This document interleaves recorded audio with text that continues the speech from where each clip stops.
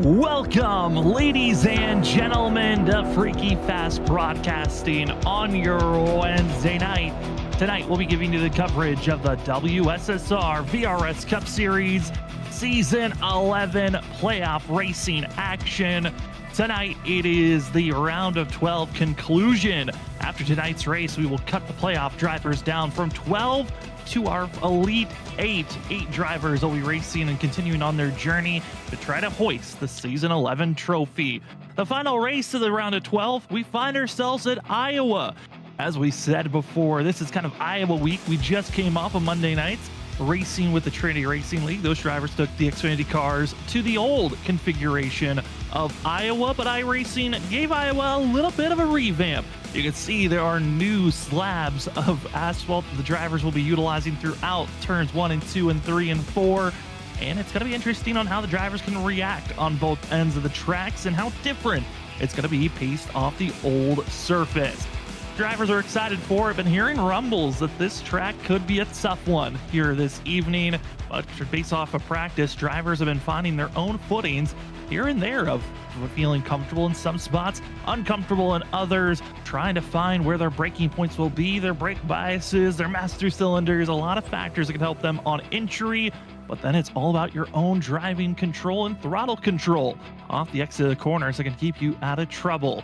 The field's set with 24 drivers registered up for tonight's race, and we've got a few notes entering into tonight's evening. Multiple penalties are going to be served out tonight. In the biggest one, Jarrett Palmage in the 27 hit with a 1 race suspension. Drivers are given penalty points based off of cause of caution or causing incidences. If you could go over 5 cause of incidences or 5 cause of penalties, you can find yourself getting penalized. And for Jarrett Talmadge, he went over that limit, and because of that, he was given a 1 race suspension. Tough for the 27. With there being 24 drivers here, that means we will not be seeing Talmadge moving on to the next round with all the other playoff drivers showing up for tonight's race. It was a fantastic season for the 27, but it has to conclude sadly like this on his championship campaign. Rest of the field, the rest of the drivers, excited for racing action. Now, we do know one absolute heading into next week so far. Vincent Sora, coming off of his win at Charlotte last week, has punched his ticket to the Elite 8. We've got ourselves, though, 7 other spots still to be grabbed. We've got ourselves 10 drivers fighting for those positions.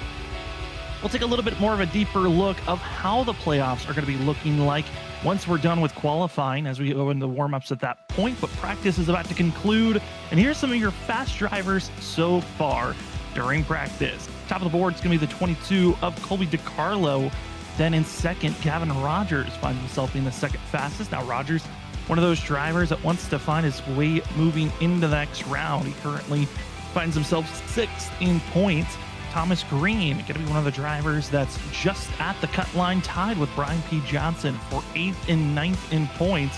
He currently is the 3rd fastest. Drew Jua going to be 4th fastest. And Vincent Sora, who's locked in again for the next round, is inside of your top 5. Drew Jua, part of a class of 3 drivers that enter into tonight that need a picture-perfect race. Might even have to be in a must-win scenario with the amount of points that they have to accrue to move on to the next round. That's Zach Hall, Cedric Hunter, and Drew Jua. All those drivers have 11 or 12 points behind the cutoff line. And there's multiple points behind for a lot of these drivers. So we're excited to give you again all the coverage here tonight on Freaky Fast Broadcasting. My name is Sam Dyer, and running a little bit of double duty here tonight, we've got Robert Moyer Jr. with us, as Richard Wolsever was not able to show up for tonight's race. He had other obligations that pulled him aside. But I gotta say, Robert, exciting racing. Always excited to work with you up in the booth and commentating. I know you're gonna be on a tough task as we're about to be entering into qualifying, but how are you doing this evening as we get ready for some more playoff racing action? I'm actually doing really good, Sam. Thank you for helping out, let me help out, of course. But yeah, no, I'm excited, man. Iowa, the new track. It's going to be interesting to see how these guys, do you run the top, do you run the bottom, where the grip is, and we'll find out here very shortly. We certainly will. Qualifying about to be starting here tonight, and this is our first option, first attempt for drivers to grab a little bit of extra bonus points. If you find yourself grabbing the pole award, you will be given 1 bonus point, which for a lot of these drivers could be the key factor of if you're in or out of the next round of the playoffs. As all 24 drivers expected to take the green, take a chance here for qualifying. Here tonight, drivers that even have penalties can still qualify. Those drivers being Jared Talmadge, Kyle Rochelle, GT Rosari, Colby DiCarlo that came off of their penalties last week. They can still qualify. Also, other drivers that are penalized with penalties carrying over. If they show up, they have to still deal with those penalties, being David Medina Sr., Ryan Ferraro, and Stephen Knoll all have penalties that are carrying over if they show up again. But qualifying drivers are given 5 minutes to put down their fastest time, 2 laps to do so, and it's expected to be the first lap to be your money lap. That's how this next gen has kind of worked recently with the new updates. But short tracks seem to be a little bit like the old ways where the second lap can be faster, and Drew Jua proving that factor as he tops the board and tying him on time. Tanner Bethea, teammates with the Lucky Duck Motorsports team, going to be both a 22.443 for the top 2 positions. What a way to start out qualifying, as Drew Jua trying to aim for that bonus point as more drivers get out there to practice for qualifying. Here's now going to be the 9 machine, Shane Tarian, one of the drivers that's just inside on points. He's one of the more comfortable drivers, plus 12 in points entering tonight. But Robert, qualifying underway, the new scan of the current Iowa. It's actually kind of bizarre to see the new pavement on how it's both covering the inside and middle lane. Yeah, it's kind of weird to see that, Sam, because, you know, normally when you get a new pave, you pave the whole track. But they decided just to do fix, the turns and try to give a little bit more grip on the lower line to make the racing better. And I do believe, exiting on the top there, it's just weird how they did it. They put all that grip down at the bottom, but then exiting, you got grip on the top. So we'll have to see how these guys, work this out here tonight. But yeah, qualifying's under the way. Right now, Shane Tarian's going to put himself up into the P4 position. But like you said, that is pretty awesome to see 2 teammates running the same lap time. That's normally you don't see stuff like that. Yeah, it's a rarity at times. It's happened multiple times in the past, and in iRacing, it doesn't show us the 4th digit after the decimal point, but there is a 4th and 5th digit that is out there for these drivers that gets marked, and that's how the iRacing deems who is ahead of the other driver. And currently that is Drew Jua, top of the board. Vincent Sora was hoping to have a quick time for his second lap, not able to place it. It will only be his first lap that is counted for the 51 machine. That is 3rd on the board. Ryan Kelly, a good time for himself in 4th, as multiple other drivers waiting to get out there on track. One of those to watch out for, trying to continue on his streak. That is the 67 of Larry Yingling, who's going to take a slow first lap, aiming for a big pickup for himself for lap number 2, as Joshua Kanata on screen. He will be getting 9th fastest on his first lap. But Larry Yingling, he's got a streak of the 3 times we've been here in the past in the WSSR VRS Cup Series. He has gotten the pole at every race, and he's led the most laps at every race. Well, cut that streak off. Larry Yingling's going to come up shy. He is 6th fastest after his second lap. So the streak is over for the 67 on at least the pole. He's going to try to continue his streak of leading the most laps that he's had at every time we've been here at Iowa. Now, that was the old configuration. We'll see how much that streak gets changed up with the new configuration. But one of the 3 drivers that's needs to grab as many points as possible, as currently 11 points back from the cutoff line. Here is Zach Hall in the 32.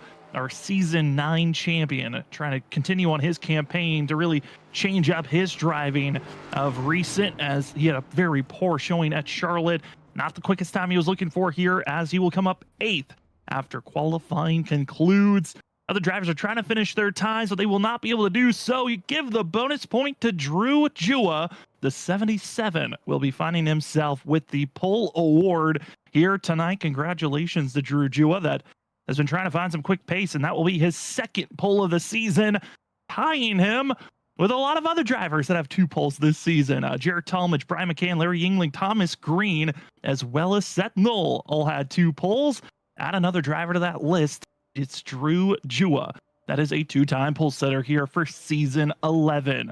As qualifying and practice conclude, the drivers will have a 5-minute warm-up period to get any last-minute practice in. This also will give us time to take a look at our point standings and schedule. We'll start things off at the point standings.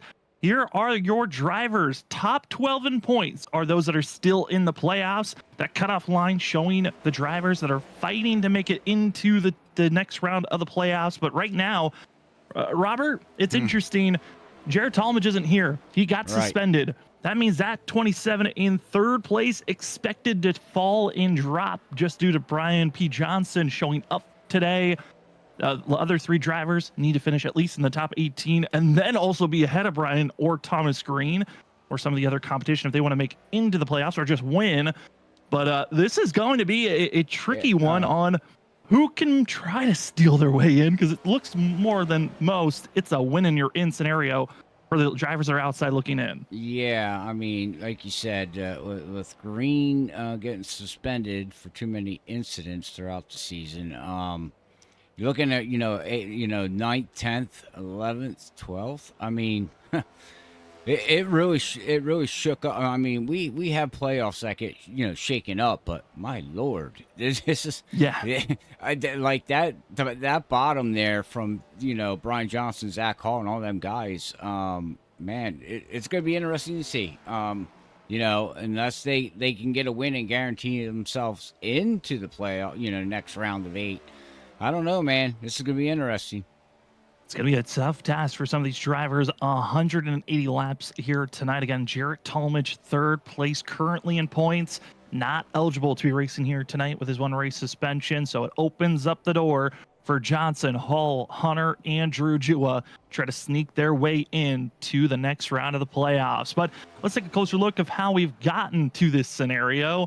We've already ran 15 races this season. This is our 16th one here at Iowa to finish up the 2nd round of the playoffs, or the round of 12. As 12 drivers are still in. After tonight, we'll cut it down to 8, and we will be racing next week at Legacy, Kentucky. Now, it's crazy. We had Iowa week this week. We're going to have Kentucky next week with Trinity Racing League at the current, most recent Kentucky configuration, I should say. Yeah, they're flip-flopping where they're at, but the next round also going to be having Auto Club. That is going to be much more of a bigger track. Yeah. Seeing how drivers can react, I think Auto Club could be the biggest factor of a race. We got to watch out before we get to our final 4. They'll race at Richmond and Homestead. But talked about it, Polster Award, it has been very diverse. Winning has been quite diverse as well. We've seen a lot of different winners. The only drivers that have won multiple times being Vincent Sora and John Forbes. They're the only 2 that have won multiple times this season. We've had a wild collection of drivers that have gotten at least 1 win this season. And I think tonight still has an opportunity of seeing one of the drivers that have yet to win still have a chance to get into victory lane, just because of the wild factor of this new configuration, how many drivers could try to steal their way in. Yeah, exactly. But you know what gets me on this board real quick before we get into our pick'ems? Looking at the pole winner to the race winner, like you said. Look at the difference in that. You got Brian McCann at Dover in Texas. John Forbes came out the winner. So very interesting. Just because you got the pole don't mean nothing. Yeah, it's not a normal thing to see, and it's only happened 1 time here at Iowa. That was back at season 3 when we saw Larry Yingling got the pole, led the most laps, and won that race in a dominating fashion, led 192 laps of 194 that day. I'm not expecting that much of a dominance here tonight, but we'll see how these drivers run. Here's some of our drivers to watch out for in our pick'ems. I went with Larry Yingling based off the stats here at Iowa. Obviously, didn't get the pole that he was looking for here tonight. He's going to qualify 6th here this evening. But I got to say, Robert, you've been picking pretty good recently in both leagues that we've been watching, in the Trinity Racing League and WSSR. Drew Jua, we made these picks before qualifying, and he grabs the pole. Not a bad pick by yourself. You know what? I'm picking good. The problem is they're not finishing good.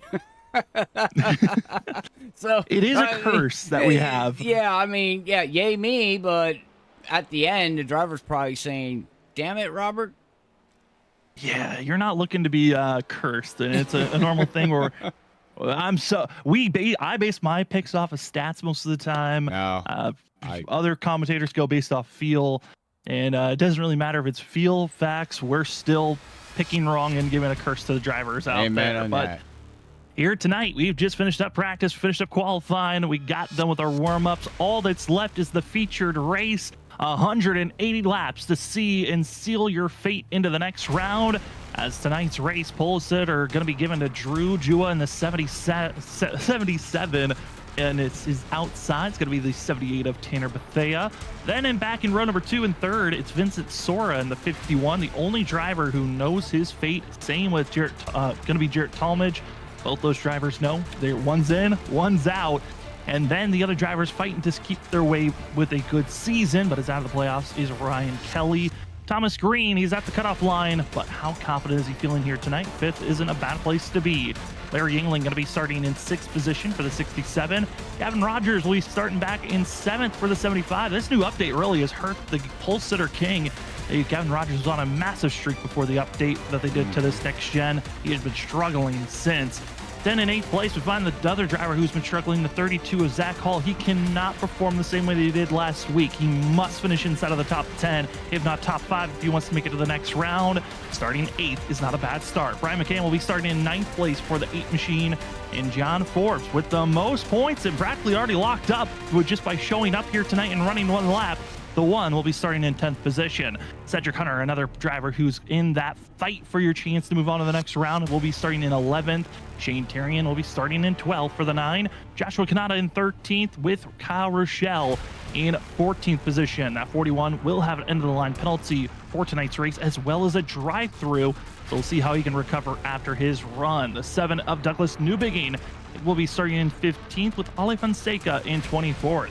Colby DiCarlo, not a great qualifying time after his perfect practice run, but he also will be a driver set to the end of the line to start this evening's race.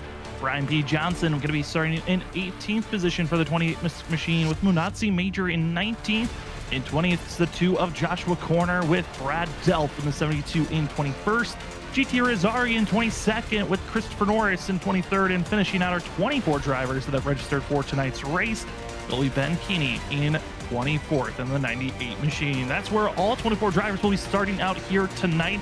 Again, Kyle Rochelle will be sent to the end of the line. Same for Colby DiCarlo. We'll see how well they can move their way forward. But Robert, crazy thing, we're here at Iowa. It's a short track, so we'll have 2 formation laps before we take off and go. But we have a quick stage break at the end of lap 45 here tonight with only 4 sets of tires. These drivers better be careful. That is not a lot of tires for a track that, if you're not careful, can really tear up your stuff. Well, that's it. Normally you see 5 sets. So you start with the set on your car, so total of 6, but you got 5 in the pits. Tonight, that's totally different, like you said. 4 sets. I don't know. And watching the Discord, Zach was saying that he wasn't getting much tire wear because it was a night race. But we had Shane Terrian saying his right front was just burning off like whoa. So, is it the driving style? Is it the track? Temperatures are going to be much cooler here tonight as, we're going into the nighttime. So it's going to be interesting to see, Sam. It certainly will. So speaking about weather, let's take a look at our weather to start tonight's race off here at Iowa. It is going to be a nice, cool night. It might cool off just maybe a couple degrees before this race is over, but air temperature going to be 76 degrees, track temp 79. Wind is not too crazy, and I think the drivers are thankful to that. But now the drivers are set. This is the last race of the round of 12 to figure out who's in, whose journey continues, and whose journey concludes here tonight. We're excited to give you the racing coverage again here on Freaky Fast Broadcasting. Green flag is out in the air. Great launch for the inside. Drew Jua as well as Vincent Sora trying to take off and go, but Tanner Bethea, the part-timer, ripping the top and trying to see how much grip is there for the new pavement on cold tires. Well, the 78 is right there with the nose ahead. What a start for himself, but Drew Jua fighting closely. You'd think the team orders would be let the 77 lead this lap, but Bethea fights strong on the outside and leads lap number 1. Wow. Yeah, team orders would be to let that 77 get that bonus point, but yeah. Apparently not. But I'm just watching how these cars are handling around the track. they look very grippy, Sam. Very grippy. They certainly do. Ryan Kelly looks to be now serving his penalty, about to be exiting pit road as the rest of the field trying to pass on by. And once again, Drew Jua and Tanner Bethea, we saw a similar thing happen back at the end of the regular season where the 78 could have helped the 77 win that race. Wasn't the case. And now we're seeing drivers of Bethea once again not just laying over for a teammate that's hunting for a championship run. He is going solely for himself as the 78 trying to prove his speed here tonight. But honestly, due to the fact of seeing Drew Jewell not get that bonus point, that's going to hinder him. He is still stuck with being behind 11 points to Thomas Green and Brian P. Johnson entering into tonight's race. The pole award helps him out, but he's being passed with the drivers on the outside. Yeah, and that outside line right now, Sam, is looking like where you want to be. You know, the bottom line don't look too bad here in 1 and 2, but that top line's got a lot of grip, and these guys are, you know, just sending it through there.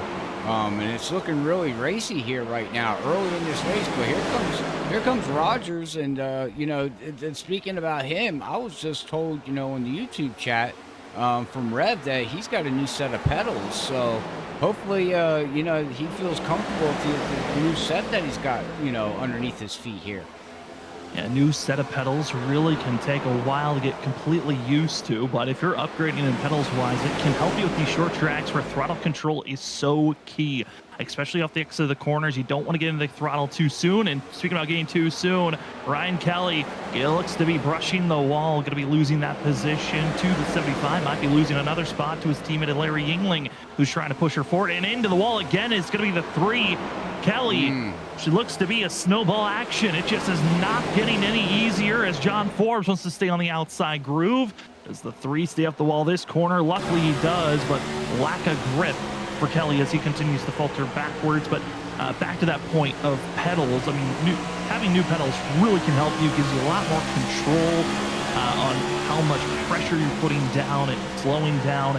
It's so nice to have good pedals, especially on iRacing. Yeah, when I came back to the scene and started racing, you know, with you, Sam, over to BRB, I got load cell pedals. And wow, what a world of a difference. I have to say, it's amazing what they feel like from, you know, what your standards are, what you get with your pedal set, you know, depending on what kind of steering wheel set you get. But still, yeah, load cell and all that, you know, makes a big comfort. But right now we also just seen right there the 75 trouble happening in the back, and it's the 82 of Munatzi Major gonna go for a spin, and our first caution of the day on lap 10 up front. We were starting to get a little bit of a glimpse of a battle for top 4.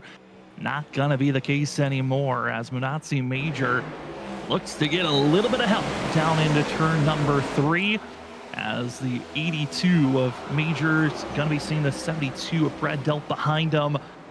Brad Delp trying to find a way to get by, and especially on a track where you're just in line for so long. It's based off of seeing a driver make a mistake or you force a mistake. And the 72 just wiping out Major there as Major tries to slide, gets contact by Ben Keeney, and Ben just nowhere to go for himself. No required damage for either driver, but there is some major steering and wheel issues for the 98 machine. He might be in pit road for at least 8 minutes with this damage as we ride on board with Ben Keeney and the helplessness of being the victim, watching drivers race aggressive in front of you, and there's just nowhere to go.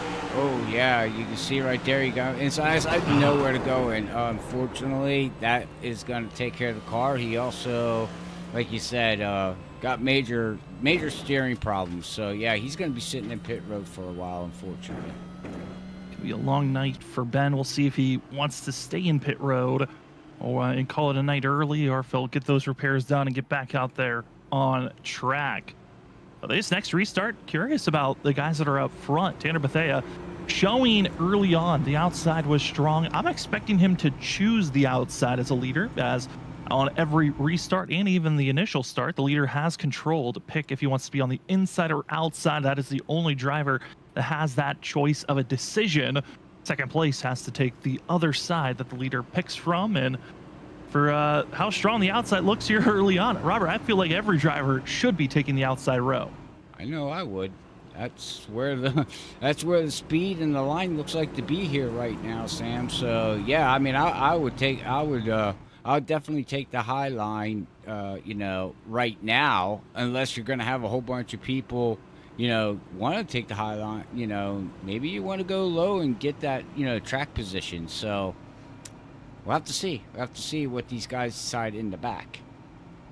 Well, for the drivers up front, they still are waiting for the one to go indicator. As we're waiting for that, we can give the league a shout out to some of their amazing sponsors for season 11. Hopping on board has been incredible to see these big sponsors try to tag on with what the WSSR Cup Series has performed. I mean, this league is in their 11th season, and partnering up with the WSSR this season was VRS, otherwise known as the Virtual Racing School. VRS has been an integral tool for helping develop championship drivers across the sim world and beyond. They have helped out drivers that have become NASCAR Coca-Cola iRacing driver champions. They've also helped drivers just get into the series. Their ultimate goal and mission is clear: provide every driver with the tools and knowledge to reach their full potential, whether that's in the virtual track or beyond. Go on over to VRS or virtualracingschool.com and see the incredible tools that can help you become the best driver you can out there today. We also want to say thank you to GTR Simulators. If you'd like to find yourself with your own iRacing racing rig, they've got so many different varieties, from full stands that will just be sitting in your room, or you can go purchase their compact versions of racing rigs that are foldable and easily movable. If you're in a small room where you don't have a lot of space for a racing rig to always be standing, go check out some of their compact versions. As if you're looking to save space, remember to check out their GTA Compact V2 version that's partnered up with the Stake Salver F1 team. And when purchasing from GTR Simulators, remember to use the promo code WSSR at checkout for $100 or more purchases. That's GTRsimulators.com. Don't miss out on your chance to upgrade like the pros. Here's one of the drivers that's hunting for their Season 11 championship, Drew Jua, on the restart, riding on board the 77. He's watching Vincent Sora trying to pressure Tanner Bethea, and again, shockingly didn't see the 78 try to give the 77 a lap lead to help on the championship run as a teammate. But as we ride on board the 77, being pressured from the outside, is going to be the 31 of Thomas Green. That pink freaky fast machine's trying to get his way forward as Tanner Bethea looks strong up front and trying to pull away from Sora, Green, and Drew Jua. Yeah, that's 78 right now. He looked strong. He looked good in practice. He looked good in qualifying as a course, and now he's trying to hold off that 51 right now, and he's racing. Like we always say when it comes to the playoff format. Right now, Tanner is just racing for a win. He ain't racing for anything else. He don't care about he's not in the playoffs. All he cares about is getting a win. I think he also should care about helping his teammate, try to get the most positions you can. But right now we got Rogers back here, Sam, 3 wide there for a minute. Yeah, John Forbes really forcing the issue on the middle. This one does not want to be stalled out any longer. Gavin Rogers stuck on the inside, just doesn't have the spacing to throttle up and keep position, while Larry Yingling on the outside group trying to save tires, but also hold position. John Forbes, on the other hand, it is full bore go mode, and Zach Hall getting close to that outside wall. Same for Brian McCann. The exit of the corner here at Iowa, so treacherous. It's a little bit curved, so it gives you spacing to drift out a little bit further than you would think. But drivers are still keeping it together for now. But shockingly to see John Forbes again, not the best qualifying run, but he's already up 5 positions from where he started, up to now to 5th place for the one machine. As in his mirror, it's the same 2 drivers that have been staying side by side of Yingling, Rogers, and now Hall's got the tough decision. Do I do a similar motion that Forbes did and force it 3 wide to move forward? I don't think Hall's going to force it. Not right now. Might see that at the end, but right now, he's in 8th position and running, just to stay in the top 10, get stage points in that, after lap 45, then worry about, maybe forcing it a little bit, or, what he needs to do. But right now, I'm very impressed with this track, Sam. It's very racy. You can see the high line's got grip, the low line It's not too bad right now. So this track looks pretty good. For my likings right now. First time actually seeing anybody out there racing on this new track surface. Yeah, especially with the way that this racetrack raced back in season 6. That was the last time that the drivers raced in the next gen here at Iowa. Now, that was the old pavement when both sides of the track were extremely bumpy from the wear and tear on the track. Now, with this new pavement, it should help out with any contact. But back then, in season 6, we had 11 cautions that day. Now, I know we've only had one here tonight. It was kind of a bizarre one of drivers running into one another in the back half of the field. But here tonight, not expecting a lot of cautions unless drivers overuse their tires and get them too warm, to wear them too down, and they do not have any grip off the exit of the corner. That's where things are going to get treacherous later on in the run. I'm expecting that to be after this stage is over. As again, stage racing here tonight. First 45 laps is stage 1. Whoever's in the top 10 gets bonus points for finishing inside the top 10. First gets 10 bonus points, second gets 9, third gets 8 bonus points, and it continues to dwindle down until 10th place gets 1 bonus point for themselves. And after that stage is over, I think this is when we're going to be seeing a lot more of that aggression level kick up, of drivers understanding track position is actually extremely important based off the racing we're seeing right now. Yeah, and you know what? Also, I don't want to say more important, but I don't know what it does to the car, but they're bottoming out, Sam. You can see the sparks going into 1 and 2. The left, something on the left side is hitting the track. Yeah, I think that right there was a little bit of grazing of the wall, but it also is the bumping action. This next gen absolutely hates any type of bumping on a track. There are bumps, it will spark up, and you won't be able to stay on the track surface as well as you'd like. As we're seeing those bumps still from the old surface. Again, this track was not completely resurfaced. Only the middle and inside of both sides of the corner were resurfaced. So those bumps still are showing a little bit of anger. As I want to move up to the battle for the lead, as Tanner Bethea finally getting some action from Vincent Sora in the 51.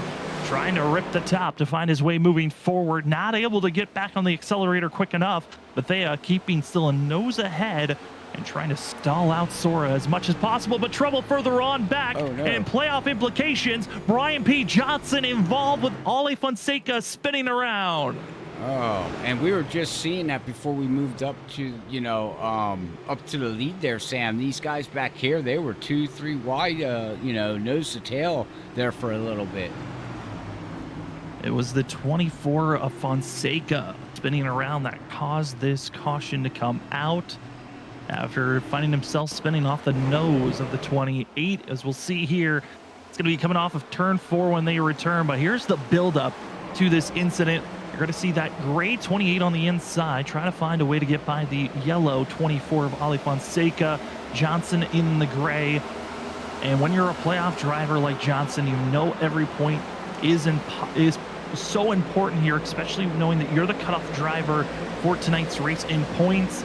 You need to move forward, and that contact is not helping you. But it's this movement going back up the track, almost into Kelly, almost into Brad Delph.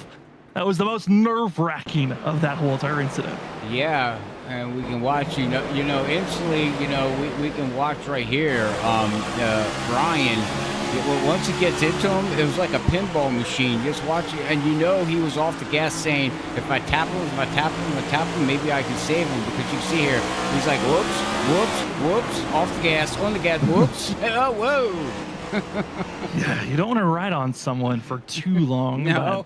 Able to get by, and certainly an interesting one to see there as drivers get themselves cycled on through. And now a few drivers going to be entering pit road with the timing of this yellow, as drivers going to be taking their first attempts. It's been 30 laps since we started this race, and a few drivers going to be entering into pit road to test out, are fresh tires better than new tires? Into pit road going to be Zach Hall getting service done. I believe he took 2 tires, then 4 tires for Drew Jua. Larry Yingling going to be taking 4 tires. 4 tires for Ryan McCann. Just going to be falling back is GT Rosari, but adding other drivers that went into the pits. Going to be 2 tires for Brian P. Johnson. Cedric Hunter taking 4. Shane Tarian taking 4. Ali Fonseca looking at his damage, 4 tires for the 24, and the chance of seeing these new tires excel. I mean, we've kind of been watching this, Robert, of we haven't really seen a major fall off at a majority of the tracks. It is not until 40 laps into a run sometimes where we really see that difference at short tracks. Right. I'm not sure if we're going to be seeing a huge difference here, even with it being 30 lap difference between old and new tires. Yeah, I don't think so. I have to agree with you on that, Sam. But this is the first time we're going to see it here tonight, and these guys that did do this strategy move, or hopefully it's a strategy move, they're going to find out quicker than none by lap 10. Even before. Well, you know what? Yeah, around lap 10, we're going to be right near that stage break. We'll find out. See how these tires wear for them. And looking at the tire wear, Robert, this might be a genius call to take a set of tires now for stage bonus points. I'm re-looking at Tanner Bethea's times as the lights go off. We're going to be going this time by, but the last run that these drivers had, now that run was between lap 15 to 29 at the time of caution being thrown. Drivers were running about a second off of their fastest times. That means we might see some old-fashioned fresh tires are better than new, and some drivers are going to feel like Superman flying through this field. The question is, are you going to run on the new asphalt? Do you have to go high on the old stuff? And can you make sure you avoid a wreck if the tire difference is this big that we're about to be seeing here? Drivers up front, again, it's going to be your top 14 that are on fresh or are going to be on old tires. 15th on back are on new stuff. Those drivers watch out for. Drew Jua, Zach Hall, Brian McCann. How quickly can those playoff drivers that need every single point climb through this field? Let's find out as we're back to green flag racing.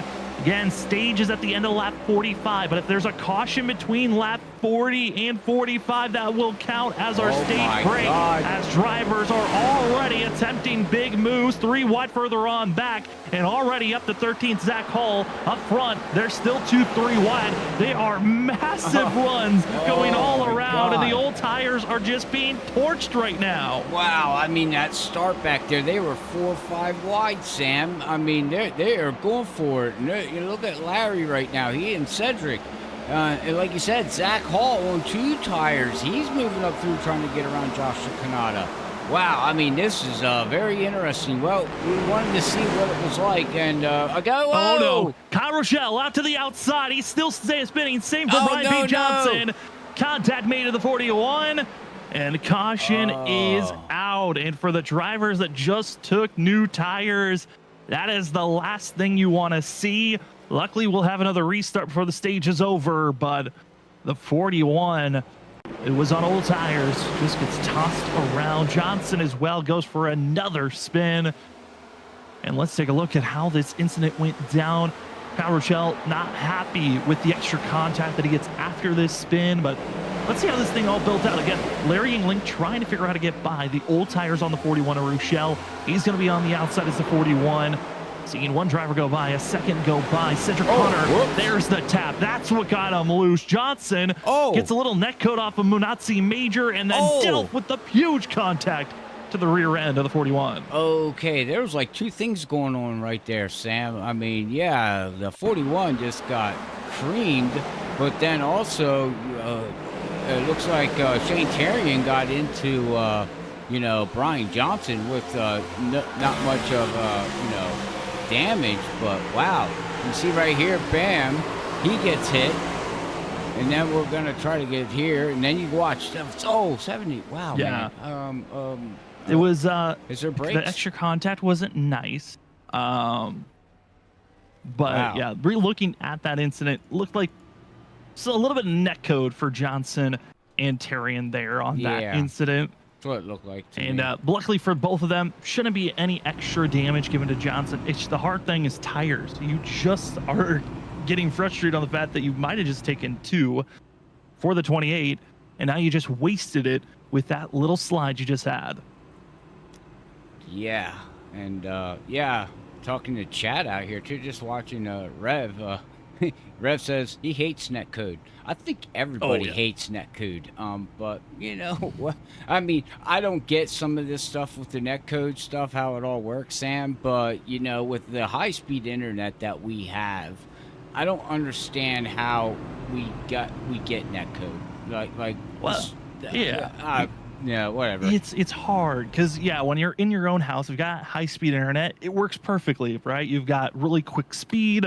The problem that comes with internet gaming is distance of speed. Even if it's really fast, a lot of the drivers around here race all across the United States and even internationally. Like we've got a couple of drivers racing from Canada, Cedric being one of those. Now, when that data is being transferred from one PC to another throughout the internet based off the distance, it really can delay the amount of input that's being given to each driver. And so from your computer to someone else's, it's your data that's being given out might state your car is in one position, while on the other car's PC says that you're in a different spot, and it might be invisible on where the data inputs are. And when they finally make contact, sometimes it's an invisible contact where that's when both computers finally make hits, and that's what we call netcode. It is it's an annoying thing because it's kind of like a shell of the car. We visibly can see that shell, but it's an invisible shell that kind of moves around at times that makes these contacts. The ISPs need to fix it. They already asked for enough of money. Just make it faster. Dang it. There's no reason why we can't have fast internet all around the world where it goes blink, blink, blink, blink. Huh? Yeah. Okay. That would be nice. That would be really nice. Yeah, it would be nice, but, wishful thinking as we're getting ready to go back green here, Sam. We certainly are. One driver officially out of the race. It's going to be Brad Delp after his hard contact at 41 of Kyle Rochelle. Rest of the field, they're out on track, and we are back to green flag racing. Now, remember, Tanner Bethea still is looking strong on speed, but drivers of note to watch out for. Zach Hall, who's back in 9th place. He's got fresh rubber. He's trying to make his way forward, but he only took 2 sets of tires and already a quick caution behind, and it's Drew Jua going around for the 77.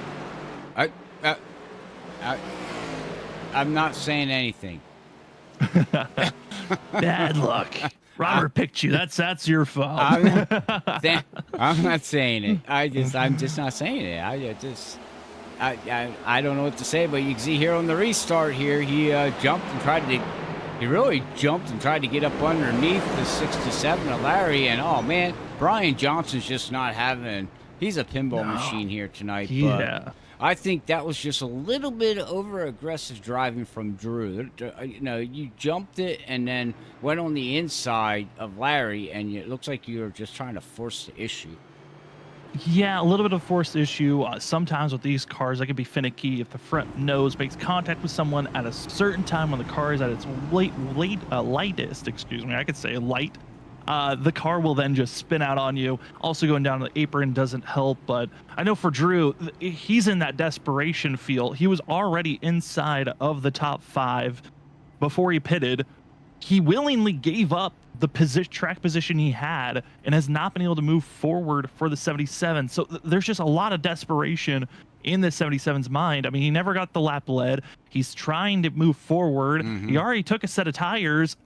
He might have to take another set, as drivers were not given the indication that was the stage. We had a caution come out before, so we will have another restart before the stage is over. But this now gives another string of drivers thinking about, let's take a set of tires here. That's going to be led by Ryan Kelly back at 14th position, with Christopher Norris, GT Rosari, Joshua Kanata, Joshua Corner, and Drew Jua going to get service done. Drew Jua, a little bit of extra damage. Going to be seeing the 77 sit in pit road for extra time. Same for Brian P. Johnson, who sat in pit road for an extra 10 seconds for damage repair.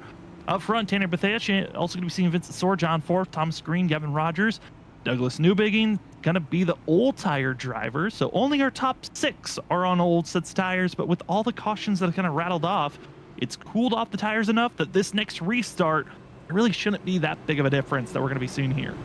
Yeah, I don't think so either. Now, like you said, no, you nailed it on the nose there. So I don't see it going to be too much difference. And, we're down to 42 going green, next time by. So it's going to be a 2-lap shootout here, Sam? It's going to be about a 2-lap shootout once we get the one to go. Again, pace car lights are still on. When those go off, that's our indication that we will be going the next time by. But yeah, back into pit road, looking at drivers. Nazi Major going to be getting more damage repair. Same for Drew Jua. So Drew getting a little bit extra than what he would like. Same for Major, who's still getting his damage repair.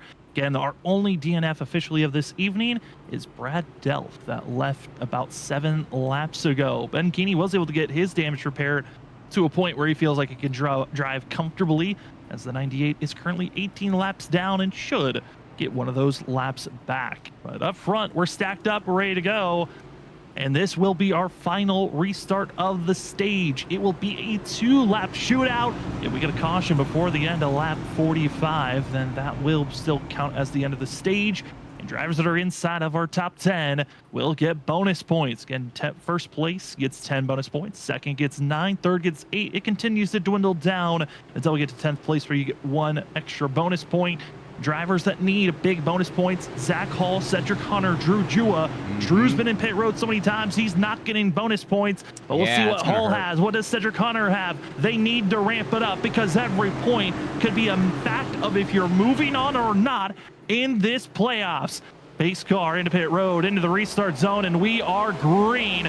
Bethea, great launch. Sora keeping it close. That 78 will have the advantage on the outside. It's the rest of the field trying to get going, but it's going to be seeing Colby outside, gets tossed around. Still going to be pointing in the right direction, so we stay green. But up front, Vincent Sora, he wants every point possible to just make sure he's more secure. But that 51 is already locked in. Cross the line. That's going to be the end of the start of the end of this stage. As we're on the white flag of stage 1. They're 3 wide, almost 4 wide. As there's Hunter, there's Hall. They need every point. Hall trying to hold position, but it's Hunter with the advantage. Also going to be seeing Thomas Green in the mix. Up front, they're 2 by 2, trying to see who's going to be solidified with the stage win. Sora going to cross the line for the stage victory, as yellow flag is out. And that 10th place spot goes to Shane Terrian in the 9. Oh my God. And that's just for stage racing, Sam. That's not even for a race win, which is everybody's going. Well, everybody wants that race win, but my Lord, guys. I mean, I guess when you get into a playoff battle like this is what these guys battle for, right? I mean, every point one. We seen it. What year was that we seen 1 point mattered with? Was it with Christopher Norris? It was with the ISRC Truck Series. Christopher Norris, and he misgave his way through 2 rounds in a row, being tied with drivers. I think that was in season 3 and 4. Crazy. Of the ISRC Truck Series, where we saw that. I mean, coming into this round, we had drivers that were tied. Thomas Green, Brian P. Johnson, they were tied for that 8th place spot. It was Thomas Green that had the advantage coming into tonight, but with Jared Talmadge not here, that kind of shuffles where that cutoff line is. But big points for drivers. As the field goes into pit road, Sora will take that stage win for himself, but drivers that already pitted will stay out, which is going to give position to Brian McCann, that is going to be leading this lap for the 8 machine. That is a bonus point for the driver who came into tonight kind of as a under the radar driver, kind of an underdog. Never really hasn't been in your face forefront driver for this season, but Brian McCann has actually had a very solid season after kind of falling off of our radar the last few seasons where he's had really bad luck.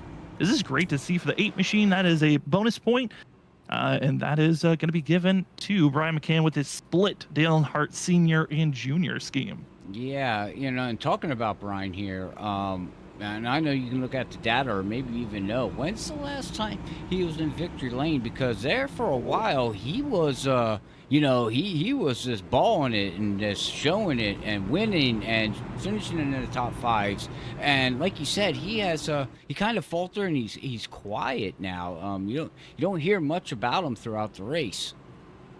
Yeah, McCann getting into victory lane hasn't been the biggest thing here in the WSSR. I know in our old Tuesday league, when he was running with the Full Send Racing League drivers, he was dominant back in those days. Here in the WSSR, still looking at those stats. Those are when you just throw it at me, I'm in trouble.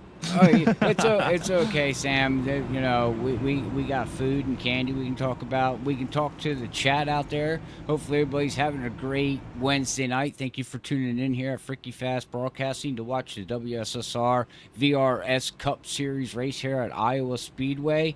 You know, it's the cutoff round. Got 12 drivers trying to make it into the top 8, and it's going to be very interesting as we get down to the end of this race, but we still got a long way to go here, ladies and gentlemen. Talking about let's talk to somebody. Well, let's talk to our stage winner, 51 machine of Vincent Sora. Sorry, Vinny, for pulling you away from your team. Stage winner, the winner of this stage. How are you feeling with the car? And now you're going to be deeper in the field. How are you feeling getting ready for this restart? You know, I'm happy about the stage win. Had to get a little bit racy there with Tanner. He was doing a pretty good job defending that run. I felt like I was a little bit quicker than him, though. I just needed to not be trapped behind his dirty air.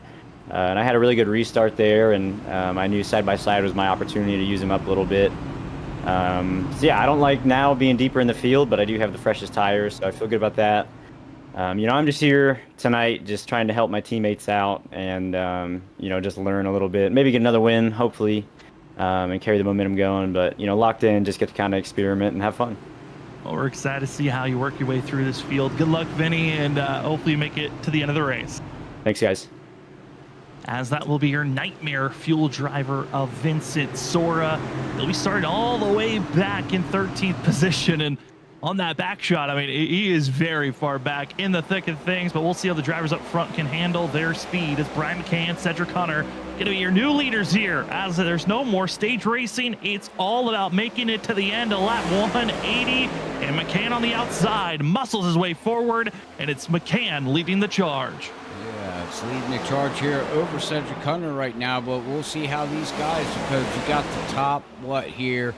It was the top 6, you know, 21 lap old tires, and then you had someone 10, 11 lap tires, and everybody behind where Josh Kanata is, fresh tires. So if we stay green here, Sam, like we said, we've seen what the you know, new tires versus old tires can do. Now we'll really get to see it if we get a long green flag run.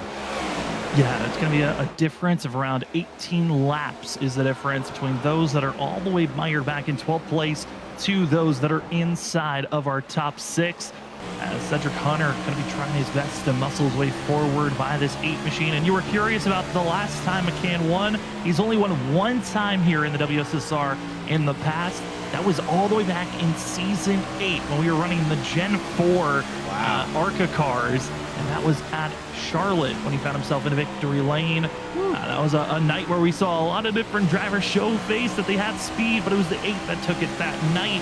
But just showing, it's been a while, honestly, for a lot of these drivers here tonight that used to be favorites each and every week. I know Cedric Hunter, he would love to get back into victory lane for himself. And Hall, he certainly would be a driver that would love to get him back into victory lane once again for the 32. Yeah, there's some drivers that have not seen victory lane here yet, or, you know, even trying to even get a top 5, some of them. But right now here, you know, go back here to the 77 of, nope, that's not who I'm looking for. Oh, that would be the 78 here with John and all them stuff, and Vincent. They're all 2x2 all the way back, stacked about 3 rows deep here. Yeah, and the main reason why you've got Douglas Newbig and Joshua Kanata, they are on top of one another, as Kanata, big loose moment at a turn number 2, battling for 11th to 12th place. The 7 finally gets by, but Kanata looking to be a little bit out of control, and as he brushes the outside wall, still keeping his foot on the throttle to move forward, as just going to be seeing Vincent Sora in the 51, just trying to slowly march his way forward, trying to minimize mistakes. But when you're this deep in the field, you're dealing with a lot of different factors than you did up front. The main factors you're dealing with, just more traffic. There's other drivers around you. You have to be so keeping your head on a swivel, looking around on, is there a driver too close to me? Do I need to give space? Is the driver going to dive bomb from behind? But other factors you got to watch out for is dirty air. Yeah. When there's a driver in front of you, it kind of is a vent of what we call dirty air that is pushing back, losing a lot of the front end grip that you have, that you normally would have if you had no driver in front of you. And if you've got that dirty air, kind of forces your car not to turn. It will just go straight. And it can be very dangerous at a track like Iowa where you need to have good turning around one another. And luckily, you got the new asphalt that's helping you out to get around this course. Yeah, I was just ready to ask you, Sam. You know, you drive these cars. I haven't been in, you know, on these cars since the update. On how that dirty air feels when you're behind the wheel. I didn't know if you could go maybe deeper into it to let some of the users out there know how it really feels, or is it just doesn't turn? It matters on how much a driver is directly in front of you. If you're completely lined up going around a corner, you're gonna have to slow down. Gonna be feeling like you've got no turning, especially off the exit of the corner. It's very dangerous when you have no one in front of you and then they cross their nose right in front when you're exiting a corner. That could be dangerous because you'll feel like you've got all the grip to turn and then it just disappears and you're just driving straight. The thing that makes it even worse is when you're this far back in the field, the more drivers that are ahead of you, that's extra dirty air, little bit additives that can make things harder. When you're up front, maybe there's 1-2 drivers, you can kind of search for where there's space to put a little bit of fresh air on your nose to help you turn.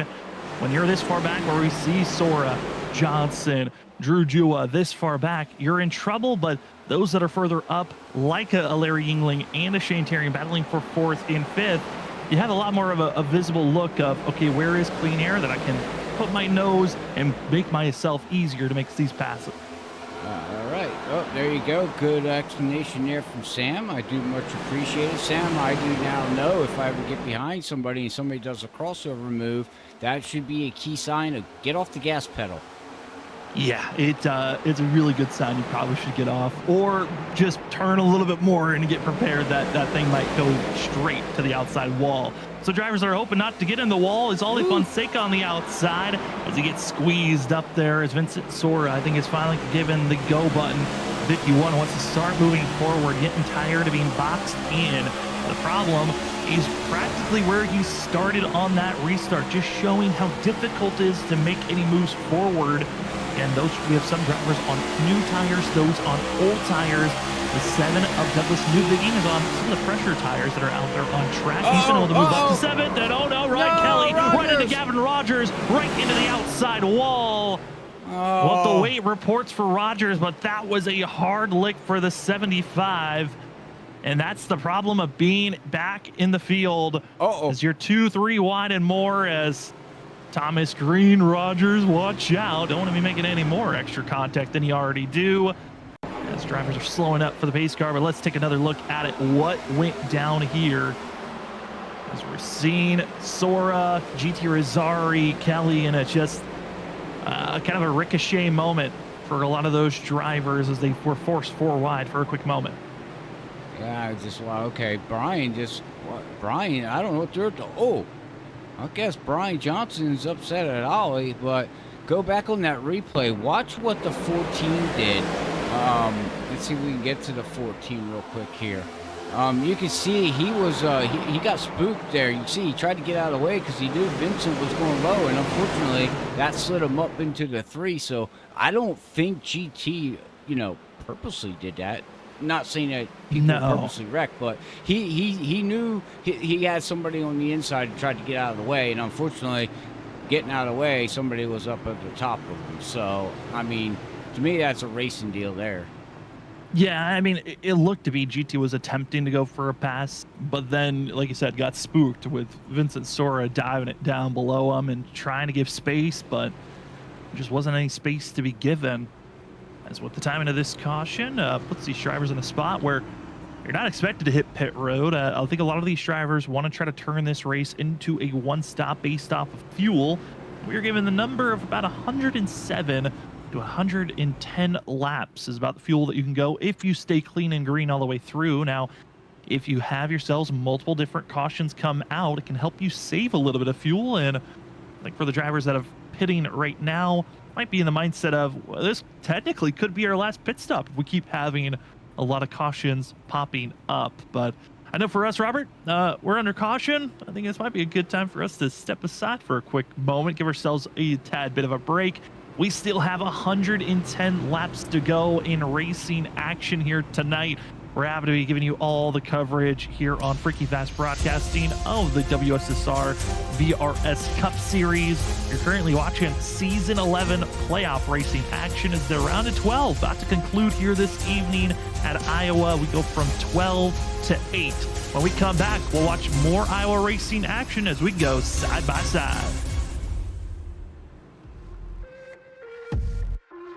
This is our VRS Direct Force Pro wheelbase, which is the heart of any sim racing setup. It's designed to give you the best possible feedback for all sim racing titles, and it was co-developed with the world's best sim racers to make sure it's fit for competition. Right from the beginning of the development of the VRS systems, we threw it straight in the deep end. We were racing World Championship level events, and that allowed us to get the best possible idea of what we needed in that competitive environment to be able to push the product forward to obviously what you're seeing today. I think the most important features are just having really good detail through the wheel. You know, I think the software and how it kind of interacts and sends you the detail makes a huge difference. And for me, since using the VRS Direct Force Pro, that's greatly improved my wanting to drive just because it's so much more fun, you get more detail. And other than that, of course, the feedback is really important. You know, heavy but also very subtle forces behind it, so you can constantly feel what the car is doing. I think that's really important, not just for racing, but when you really have to go deep into building a setup, you really need to feel what the car is doing. And obviously the rig arm isn't really moving around, so you need to feel all those subtle little things in the wheel. The wheelbase makes use of an industry-proven Midge servo motor, directly feeding up to 20 Newton meters of torque to your steering wheel with close to zero mechanical notchiness, damping, or friction. The shaft can be equipped with an adapter to make it suitable for any wheel. The brain of the wheelbase is within the compact USB motor controller, which features a fanless power supply for silent operation and a dynamic brake resistor to provide the smoothest and most responsive operation possible. Our firmware is provided on our website to give you full control of the wheelbase with multiple profiles for different sim racing titles, completely customizable to your liking. And it's all designed to help you get on pace faster. You can shop for the VRS Direct Force Pro wheelbase and all our other hardware directly on our website, vrs.racing.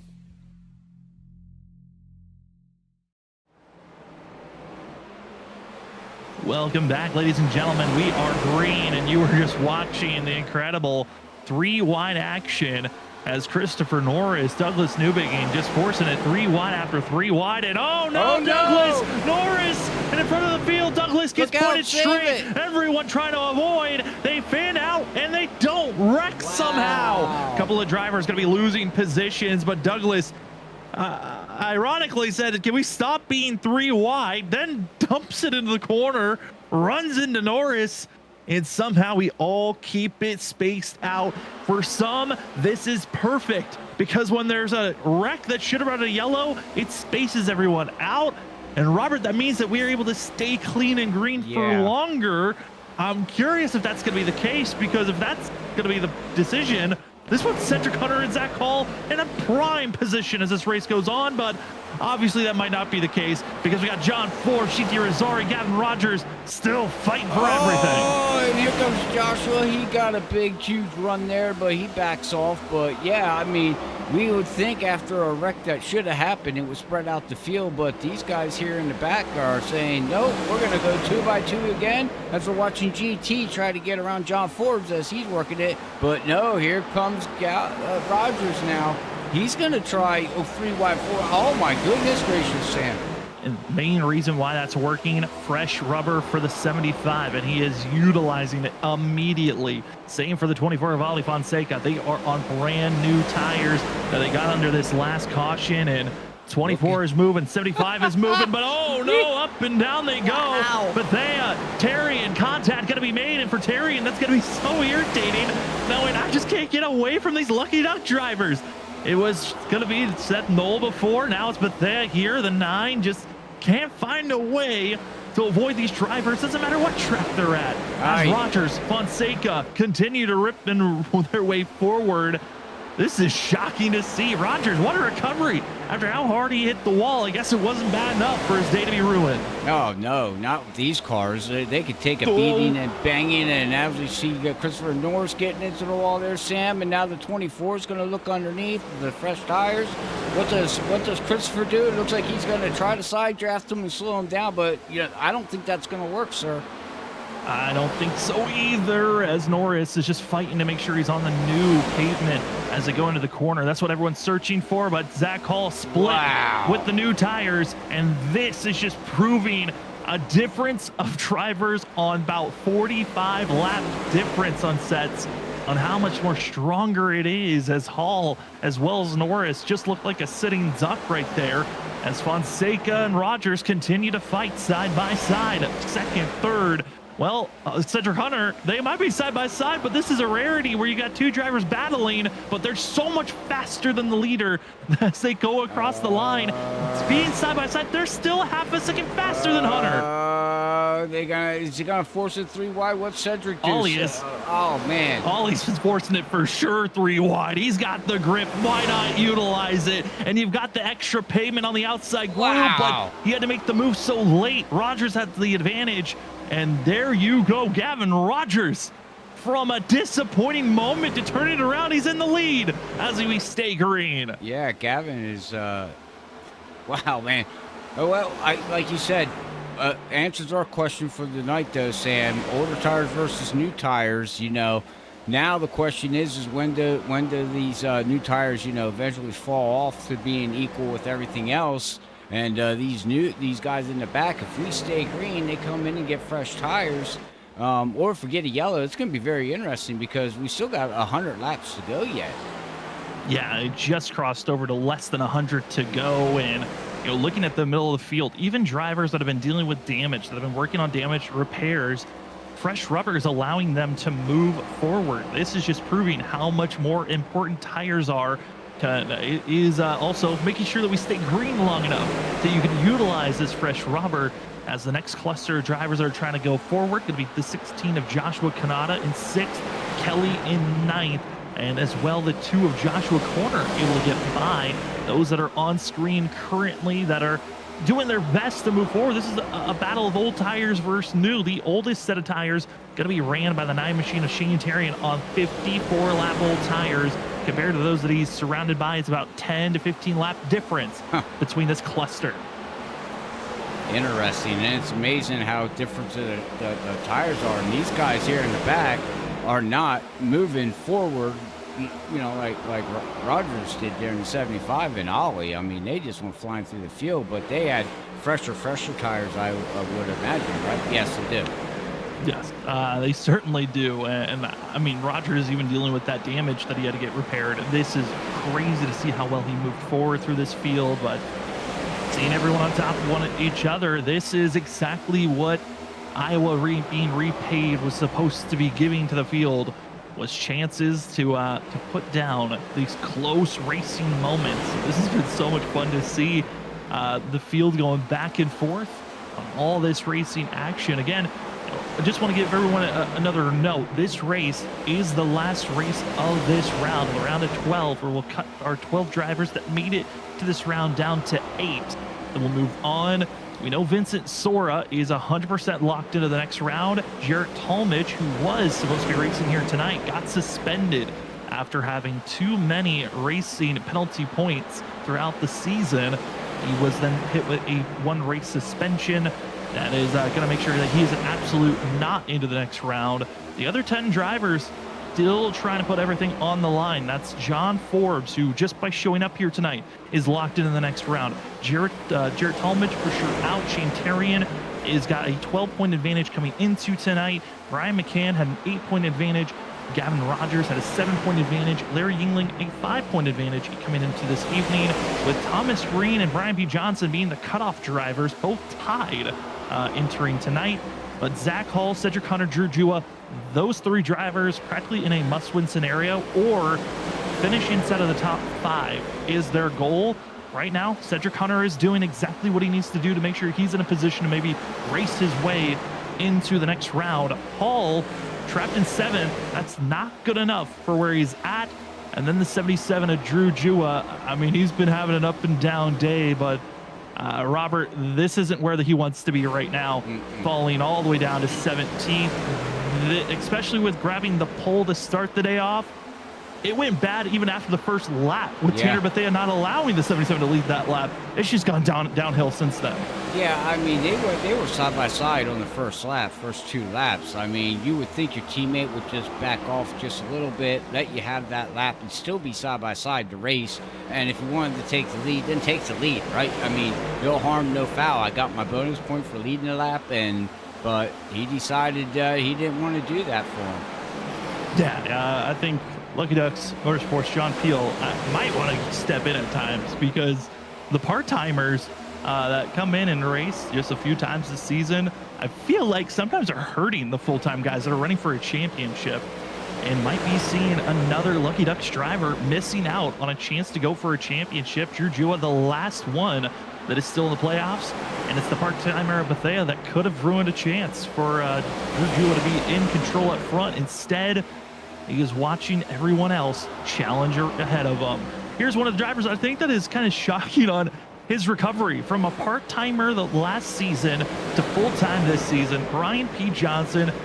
I mean, Robert, you could speak on his fact maybe a little bit more than I could, but the season 1 champion of the WSSR VRS Cup Series. Since then, he has been in the Final 4, I feel like almost every season, but maybe 3. It is crazy the consistency that's been there. But Johnson, this has been such a great resurgence of speed that we've been seeing from his point of view. Yeah, I mean, he took a break there for a while, like you said, and the note on a little bit about Brian Johnson, you know, all the racing that he was doing, he was getting in the groove, and it's just like, you know, people tell me it's like riding a bicycle. The more you keep doing it, the better you'll get, you know, at it. You know, you'll never get perfect at something, but you'll get better at it. But then he took that break there for a little bit, you know, with life and things like that, and you get worn out a little bit. But yeah, now that he's bounced back and he's come back for a full season, now he's back into the playoffs again, and he's been one of them guys that once he figures it out, he'll have speed, you know, every week at every track, and he's capable of winning every week at every track. So, you know, I wouldn't lay on this guy. He makes it to the final 8. You know, watch out, because he can make it into the final 4. Yeah, trying to make it to the next round is the goal, as we still have 2 rounds left. After tonight, we've got the round of 8, and then the final 4 that will race for a championship. And Johnson seeing the 2 of Joshua Corner, his higher advantage, falling away. The 2 machine just running a little bit too high, has worn out those tires, just not feeling as comfortable as Johnson wants to get by. The Magnet does not want to get involved in another incident. It's going to be the 77 of Drew Jua going to be following with Johnson on the inside. Colby DiCarlo going to be in the middle. The 2 of Johnson into the wall, and watch out. Oh boy, Drew Jua, I think he was having a little bit of flashbacks, so please do not get me involved with the wreck as the 77 moves forward.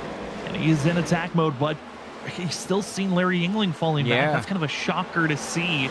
As a 67, he's just not showing any pace right now. He's just been stuck on the top, and is just picking wrong on which lane is moving forward. It's whenever he goes to the top, the inside's finally moving. When he goes to the bottom, everyone's getting by him on the outside. It's just been a bizarre evening for a driver that, you look at the past, this has been one of his money tracks to watch out for. Yeah, and it could be the new layout. The way the grip is laid down on the track, Sam, the way the rubber, you know, is depending on where the rubber is and things like that. Because right there, you can hear him. You can't hear him, but, you know, the audience can. He was off the gas for a long time going through 3 and 4 there.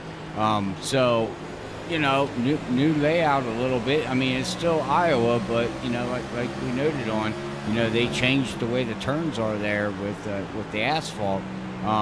You know, some people might like it and some people might not like it anymore, you know. Yeah, they might not, as now we're starting to see the change of guards of those on old tires and new tires going back and forth. Still, old tires for John Forbes in 7th place, but able to get by Christopher Norris. That's kind of been the lead driver of those just outside, I mean, just inside of the top 10. Now seeing Brian McCann trying to move forward, but the cluster drivers around 9th, 10th, and 11th is where I'm most concerned about. If we're going to see a caution, it could be around this group.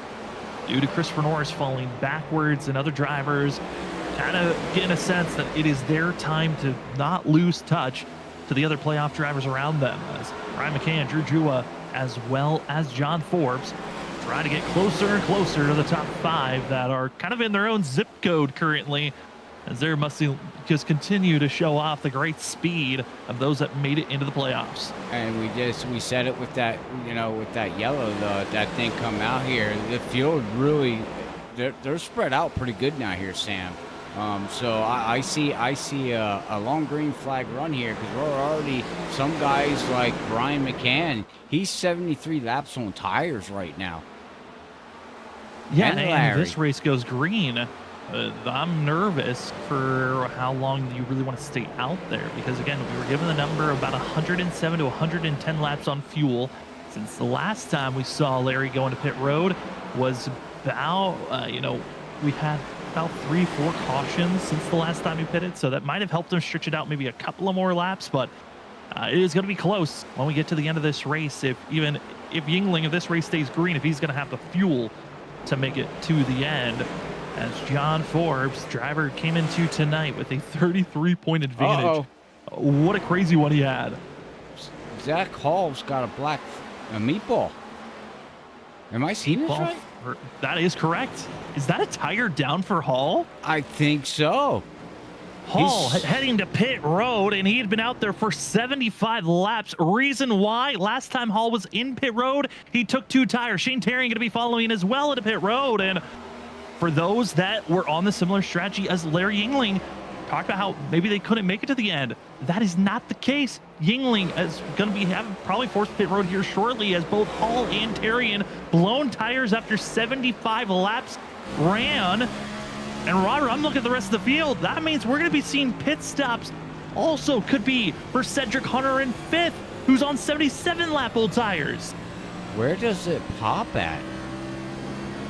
I mean, most likely the right front. That you touched on the beginning of the broadcast how Shane Terrian noted on the fact that his right front really got worn down a lot, and Hall said, I mean, I don't expect it to really get that bad based off of the practice that I did, and it looks like it's the case of just a tire going down, and he had to go into pit road. Okay, we were watching the replay, and I didn't see. So you get a meatball if your tire blows? Yes, meat. That's the way it's been for a long time. You get a meatball flag if your tire is blown. Well, then Shane Terrian got a meatball flag. He got a meatball right when he entered pit road. Oh my goodness! So it is a 70 to 75 laps. Drivers got to be careful on their tire wear, and that means nobody is safe. Pit road will be calling for the whole field before this race is over, unless you find a tire wizard that knows how to make it stretch longer than everyone else. And there's one guy I think of when I think of tire saving and doing the impossible. That's the driver in 6th place, Ryan Kelly. Every time that we had a Dover race where it was just questioning, does tires even, can you save them?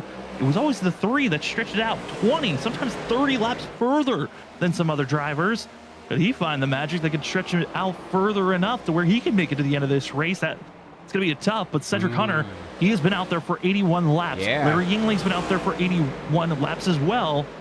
They're the question of who can they make it to the end of this race, as Christopher Norris now makes his way into pit road. And he's got a meatball. Yeah, I mean. Tires, guys, it's a shame we don't see a puff of smoke or anything to let us know, except for the timing and scoring, but wow, I mean, we got tires blowing, and like you said, what can Ryan Kelly do? He's I think, like you said, the league's saving tire wizard.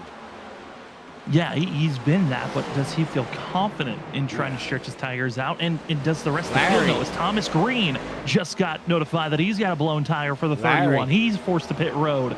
As Thomas Green, I mean, he currently is running back in 16th position and has to go in. But Larry just got a meatball. And now he'll be forced to pit road. And that is the call. Do you enter now? Do you enter later? Drivers, at this point, if you pit now, you are good to make it to the end of this race, but you understand the fact that if you get a blown tire, you're not going to have that advantage of, in a longer run, being able to pull away from the rest of the field. Now Kyle Rochelle, blown tire. He's forced to pit road. It's just a list of drivers that you're watching. When do you need to come in? It may not be your choice. It's maybe the choice of iRacing of when you're forced into pit road. Right. These guys out here riding around going, you know, I'm just going to keep riding. But I do correct myself. It was actually Thomas Green, like you said. It wasn't Larry that got the meatball flag yet. Quote, yet. We'll see what happens here. But, yeah, I mean, like you said, I would just ride it until the tire blows, I guess. I mean, you get the advantage of having better tires for later on. Cedric Hunter now going to be entering pit road. Hunter did not get a blown tire just yet, but he does make the decision. He doesn't want to lose any more time to those that have already pitted. He'll be one of the first drivers that are inside of our top 10. And he might have gotten the notification from iRacing. Your crew chief will inform you of your tires getting low, and when you're told that, that's usually a sign that your tires are below 50% wear. And we're given the number when you start a race, you're at 100% wear of you've got 100% of good rubber to work with, and it slowly drops as you're running throughout a race. You get below 20, it gets 20 to 30, that range, it kind of turns into a random gamble if your tires can make it to the end. 0 at 100% pops, and Yingling has been notified. Black flag for the 67. He has to pit this lap because he just got a blown tire. Yeah, and now we're watching right now here, Brian McCann, he's on 88 lap tires and still haven't got that warning. How long does he stretch it? I wouldn't play around no more. I'd be hitting pit road. Yeah, I mean, we're starting to get to a point where a lot of drivers now just going into pit road as this was their natural time that they wanted to make this stop. It's about halfway through when the last time a lot of these drivers last pitted, so they're trying to just split this run in half as now Drew Jua into pit road, Larry Yingling into pit road, GT Rosari getting service, gonna be having to back up after missing his box. John Forbes finally able to go into pit road as the one machine completely missed pit road entry and had to back up after missing. Now it's going to be the 7 of Douglas Newbegin with a blown tire on lap 71. So he couldn't even make it to lap 75. I'm sorry. I'm just laughing at the scenario here. These guys are just, you know, whatever. The whole field's going to blow tires, except maybe Cedric right now. I mean, yeah, at this point, Brian should have been the first one. I don't know how he's gone. Brian McCann, 90 laps. Some drivers couldn't even make the lap 70 in a run. And the 8 machine has made it to 90 and is still out there on track. That's why I got the camera on him, Sam. I'm riding with him going, what are you doing here, man? This is great saving. I mean, is he even turning the wheel?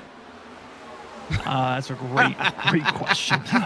What he's aiming for is now going to be Ryan Kelly into pit road to get service done for himself. And I know in the chat, people are questioning the 3-second lead for Gavin Rogers. Well, our time that we had our last restart was about 53 laps ago, and Rogers was just involved with the wreck that brought out that caution, got repairs done, got fresh rubber, and blitzed through the field, took the lead immediately, and he has just been mounting this lead bigger and bigger. He's had about a 20 lap, 30 lap advantage on tires over the majority of the field, and he's been able to just continue to build this gap. I'm curious on those that are pitting now or have been pitting. How much time are they going to be moving forward for themselves? Cedric Hunter currently leading all drivers. That I take that back, actually. That's Christopher Norris. No, Shane Tarian. Zach Hall. There's a couple of drivers ahead of him. Hall actually is the lead driver on tires. We are still waiting for our top 6 to enter pit road to get service done, but Hall better be careful because he's going to be in a weird spot on tires. Same for Shane Tarian and Norris. They're going to be close. If they don't protect their tires to the very end of this race, they could pop a tire with about 5 laps to go. If they don't last, if they have the Douglas Newbegin effect of not even making it to lap 75. Or they have the effect of Brian McCann. That's what, lap 95? Yeah, it's coin toss. You don't know which driver you're getting. I have no clue. I hope everybody's enjoying this because I know me and Sam are, and I know these drivers are enjoying it, but I know one driver that's wishing and just keep this going right now is that number 75 there, Sam. What a win would do for this guy. A win would feel so great for Gavin Rogers. It's been trying to find his way into victory lane. It has been a tough season of sorts at the ovals. He's been wanting to get that oval win for himself, as Brian McCann finally showing signs of the 8 machine heading to pit road. Wow. No blown tire, I should say, 96 for himself. laps. But yeah, 96 laps, impressive by that 8 machine. That is the furthest that anyone was able to stretch out their tires. And now we keep our eye out on the final 5 that are out there on track, trying to stretch it as far as they can. Rogers, Kanata, Fonseca, Corner, Munatzi, Major. Going to be the drivers that are out there on track. Zach Hall leading the way of those that have already pitted. He pitted 21 laps ago. And you can see those on old tires and new, the major difference in speed as Fonseca just is sitting, trying to be predictable as the rest of the field are just blitzing on by. Yeah, this is where you tell the lap car, pick a lane and stay. Fonseca blows a tire. He's got to try to get into pit road right here, and will luckily. Oh, my God. Oh, man. How many laps did he run? 61? 61 laps. So if he continues on that rate, he'll still make it to the end of this race, luckily, as he only has 52 laps to go. But aggressively using, that was the shortest duration that we have seen anyone go to then blow a tire. Number so 8 to the careful. hauler, please. Number 8 to the hauler. Yeah. Well, I think the thing that helps Brian McCann out is that he had all those cautions that came up to help him save the rubber. True. And so it really wasn't a full 90 lap sprint that he went on. We really have just had this 60 lap sprint, and that's why Fonseca maybe wasn't able to go as far, because he was on a lot more of a green flag run. But it still is crazy to think 96 laps on a set. Yeah. And able to make it last when other drivers were on similar scenarios as you couldn't even make it to lap 75. So yeah. Wild to see. Gavin Rogers still out there on track. Same for Joshua Kanata, Corner, Major. Those are the 4 yet to pit. Everyone else that has is good to take it to the end. And Zach Hall is under pressure. I know we've been enjoying watching the drivers on how far can they go on tires, but Zach Hall is the one that's leading currently of everyone that's pitted so far. But Tanner Bethea, the 78, took a gamble. 2 tires for the 78 machine, cutting down his time from staying in pit road by over 5 seconds. He is right on the back bumper of Hall and could be the first driver to watch out for to try to take this victory as that pass clean, easy.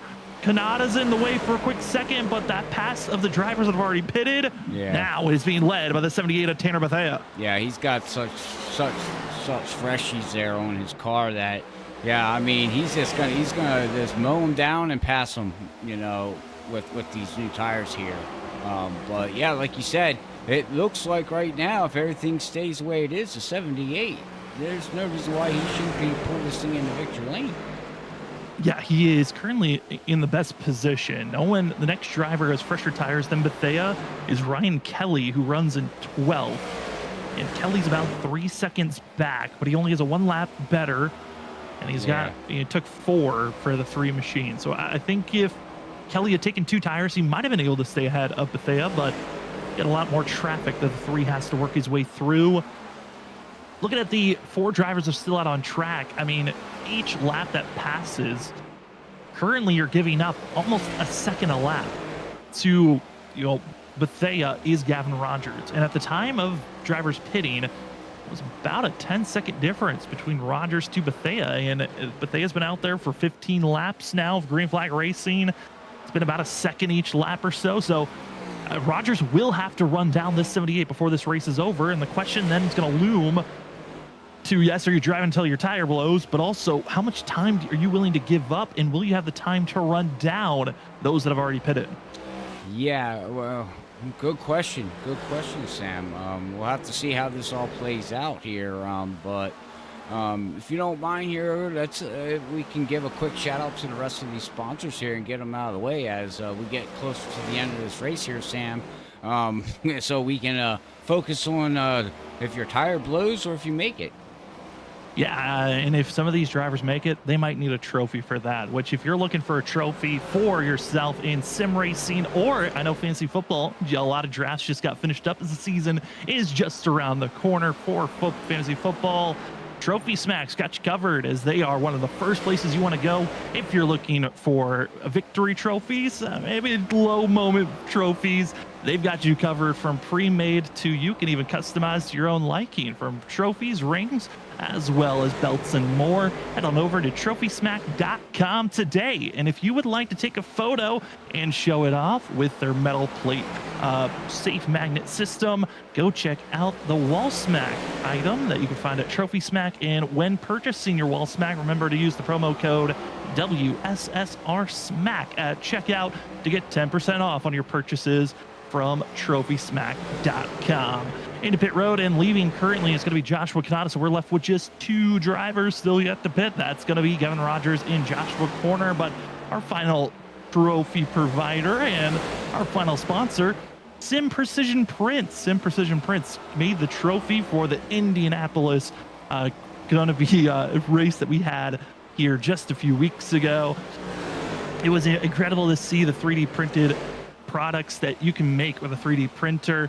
And if you want to check out some of the great other artworks that can be made, go check out simprecisionprints.shop and check out what Zach Hall and his 3D printer can make for you, from sim racing gear to one-of-a-kind pieces built with passion and precision. Go to Sim Precision Prints. I know we are still waiting to see what the official Season 11 trophy is going to look like.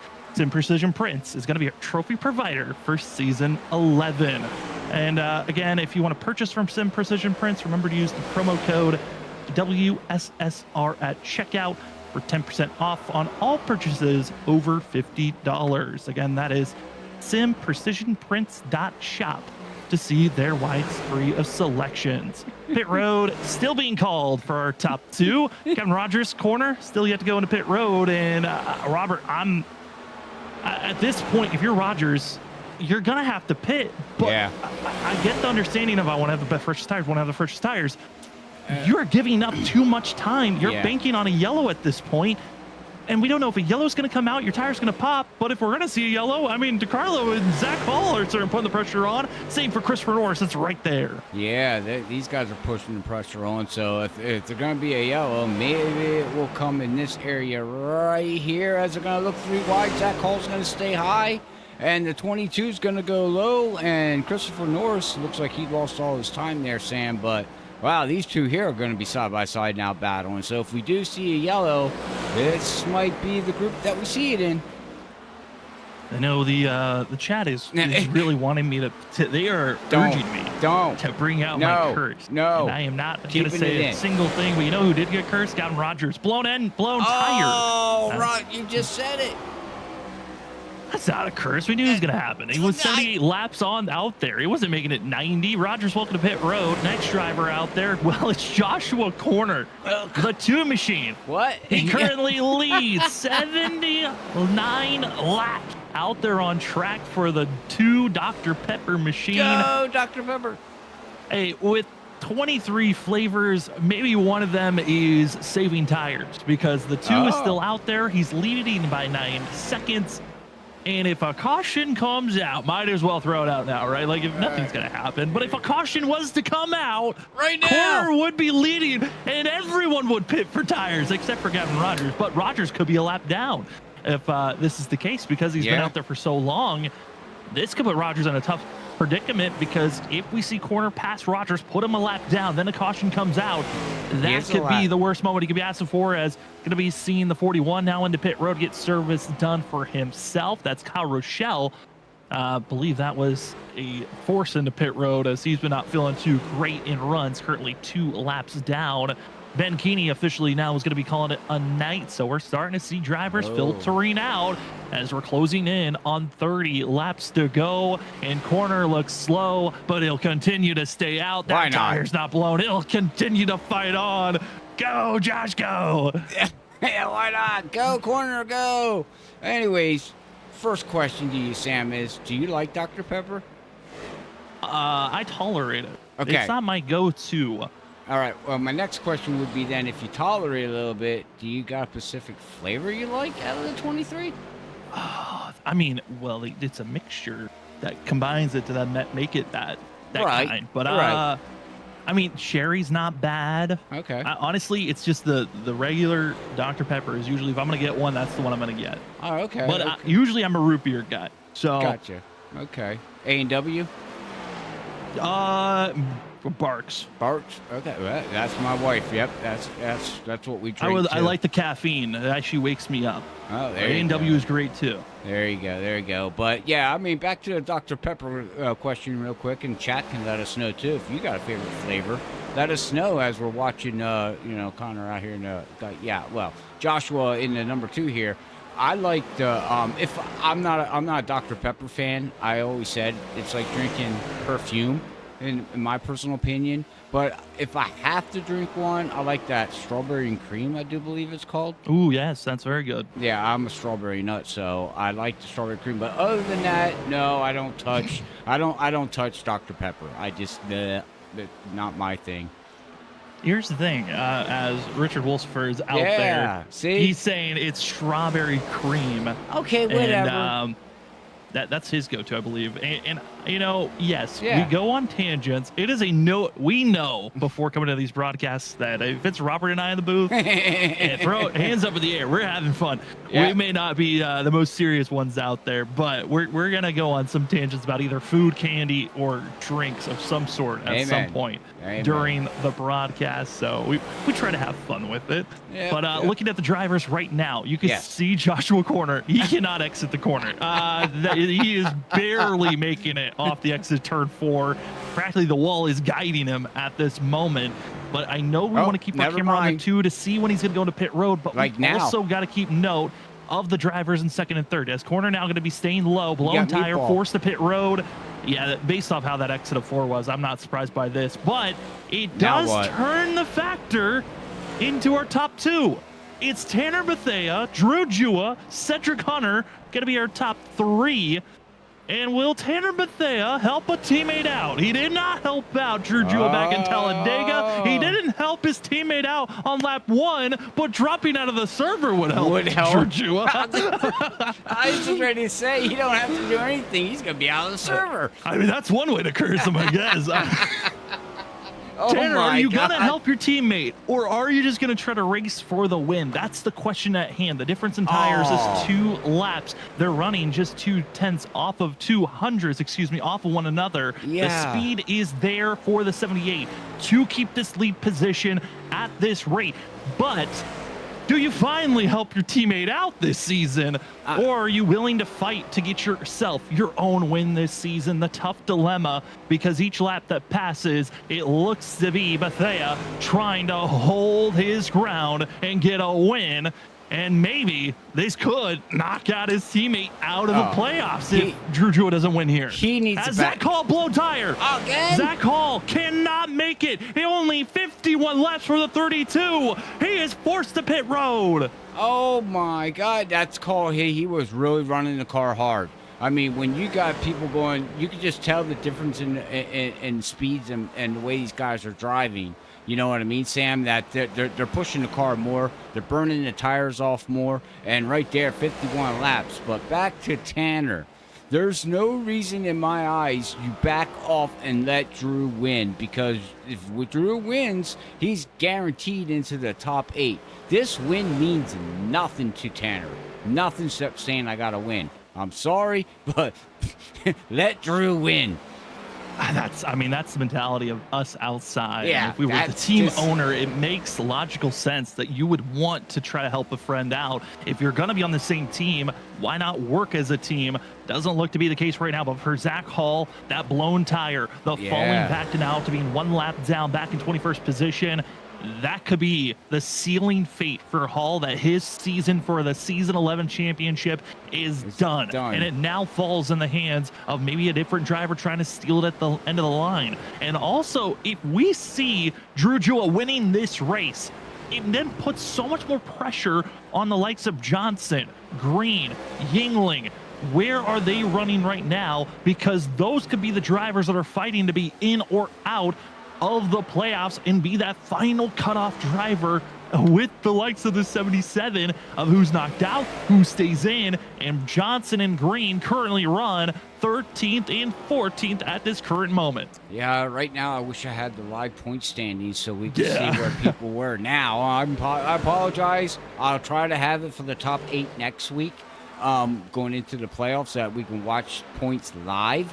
But with Drew running second and say he finishes in second there, Sam, does that push him above to get into It puts them in weird spots. I was trying to keep up with where points were. I kind of threw my hands up and said, we'll see what the points look like at the end. Okay. Just because of how long drivers were out there, the blown tire situation, I wasn't able to keep track of who was leading at certain times. There might be someone out there that was able to keep up with all the points that are being divvied out. I mean, you get a point for getting the pole. We know that goes to Drew. You get a point for leading a lap. You know that a couple of these guys have been able to do that here tonight. You also get 1 point for leading the most laps. That one's up in the air. You also get a point, but also you'll just get locked in if you win. And then we have the stage bonus points of all the drivers that finished inside of the top 10. Now, I do have a picture of those that were inside of the top 10 at that time. That was Vincent Sorrell won. Brian McCann finished in 3rd at that time. John Forbes got 4th. Then we have Cedric Hunter came away 6th. Hall got 7th. Thomas Green 8th. Larry Yingling 9th. And Shane Terrian 10th. So that does help Green out on making sure he's not that cutoff driver based off having that points over Johnson. But Johnson has been pulling away from Green and has moved up now to 10th while Green's stuck in 14th. So that puts Johnson in a much better spot to where Green could be that cutoff driver. If hypothetically Drew Jewett somehow catches up to Tanner Bethea, we could be seeing, you know, a swappage in that position between those drivers. I mean, this point system is fun. I get it, but not fun to try to keep track of. But what is fun to keep track of is these guys back here. Zach Hall is not giving up. No, not one bit. And I'm looking at some of the drivers on fresh rubber and where they run right now. As we keep our camera on Hall, who again is just trying to get himself. He's currently the first driver, one lap down. But yeah, Shane is struggling. He's now got a blown tire. He has to go to pit road. He made it only 61 laps, and other drivers that are in cross their fingers and hope they can make it mode. Colby DiCarlo, Cedric Hunter, Drew Jua. How aggressively were you pushing your tires? That's 2nd, 3rd, and 4th, as they have been out there for 50 or 53 laps for themselves. We saw Hall pop a tire at 51. Shane just popped at 61. Our driver's safe. That's still out there. We still have Christopher Norris also back in 13th. Johnson, who runs in 10th. He's been out there for 57 laps. These drivers still aren't safe. From another bizarre 12 laps to go, people are losing their tires with 5 to 3. Norris just lost a tire. He's now forced to pit road as he's back in 15th. So the wave of if you got the tires or not is back on, folks, with 11 laps to go. Yeah, interesting. Now, like you said, the question comes down to what did the 22 and the 13, they're both 54 laps on their tires. And then you also got, the 2 leaders, 51, 53. How hard did they push it?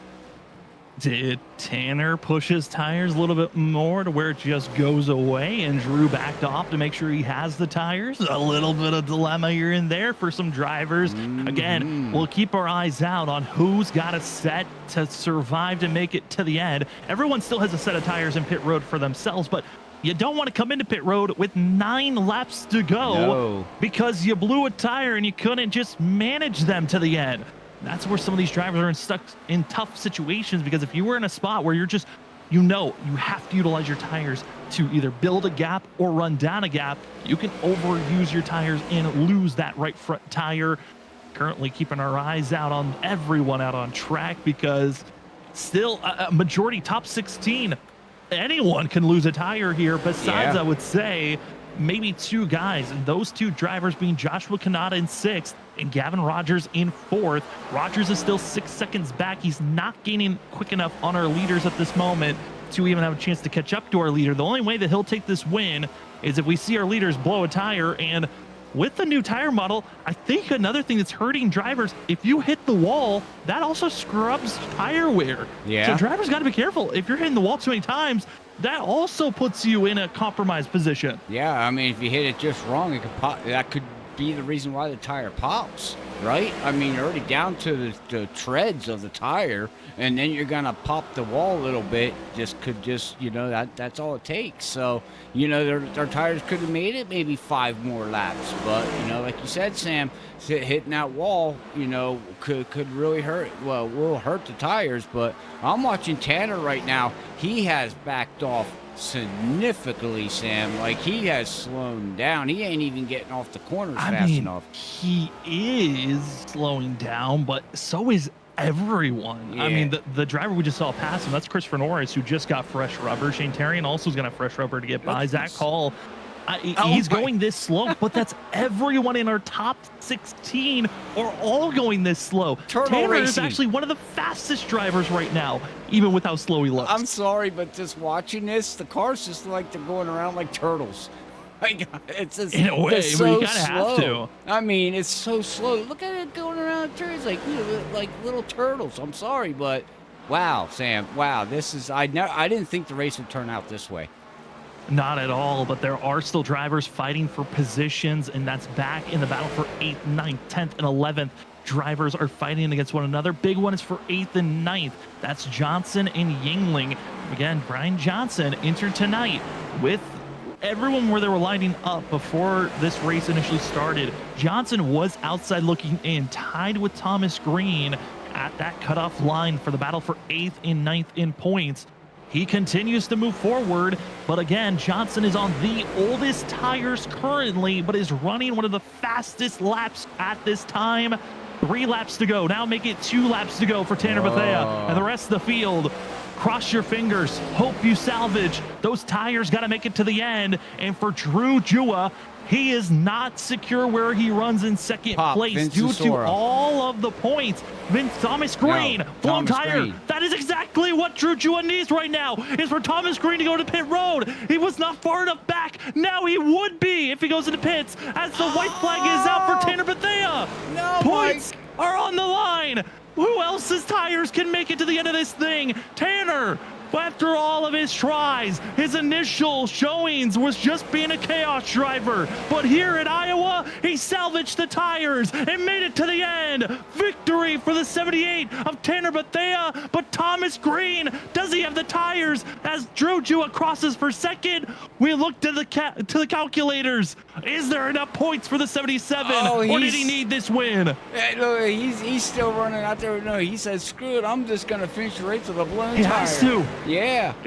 He has to stay out. If he has this meatball flag, he would fall to the last driver being first driver 1 lap down. Okay. That would drop him to around 16th or 17th. 16th. 16th is current. We'll see where it changes. Due to having a black flag, having a meatball flag, that could put him in a tough spot. We'll wait for official showings when everything moves. But at this current time, Green is 16th. That is so close. This is down to 1 to 2 points if Drew's in or not. Oh my goodness. I don't know what to say. If Cedric Hunter, he was out there leading up front for a bit. I believe Tanner Bethea should get the point for the most laps led. What points does Cedric Hunter have? Because Hunter also was coming into tonight tied with Drew Jua, being 12 points back. There will finish 2-3. They both did exactly what they needed to do here tonight. The question is, what did the other playoff drivers do to set themselves up to make it to the next round? Well, to find out, because we only know one thing. Tanner Bethea has won here tonight. Who's taking the other 7 spots to move on to the Elite 8? We'll find out in the post-race show when we come back. It's Tanner Bethea, Drew Jua, Cedric Hunter, and a spotlight driver, or is one of our 3 that's one of the drivers that make it in? We'll find out when we come back for the post-race show.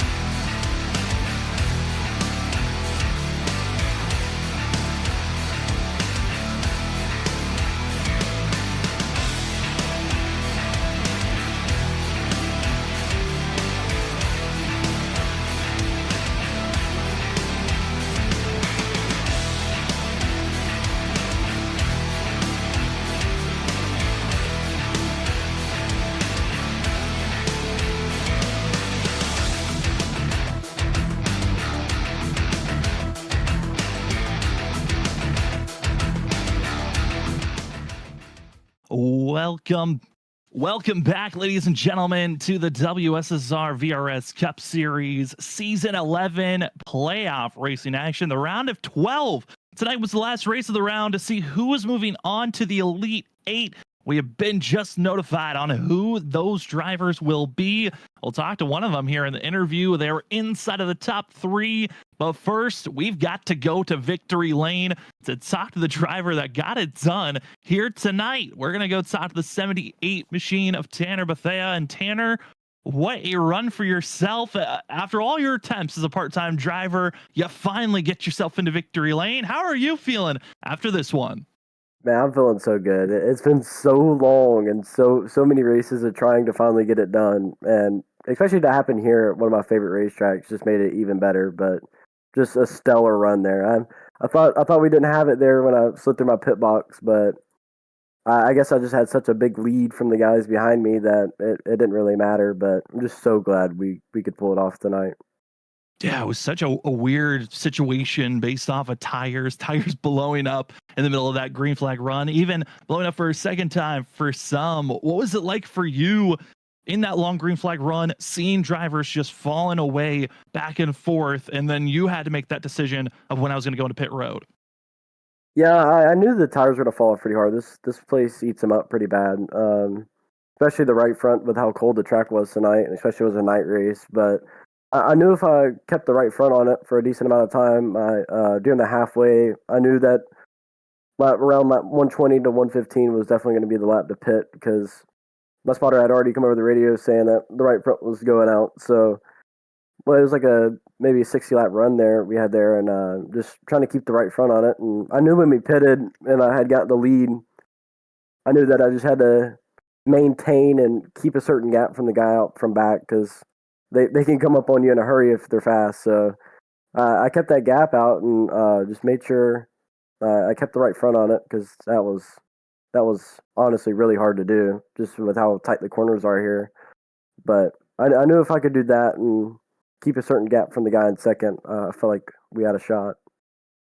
And final question, I know Robert and we talked about it a lot here tonight. Team orders wise, were there any conversations coming into tonight? I know you're under the Lucky Duck Motorsports banner, and you know that Drew Jua was racing for a chance to make it to the next round. Were there any conversations about how to help him get into the next round, or was it strictly, it's on your own, good luck? Yeah, there definitely was. If I feel like if he would have ran me down there, I don't really think I would have raced him hard for it. But I'm not the type of guy that's gonna pull over from a 2-second lead and just let the man have it. You know what I mean?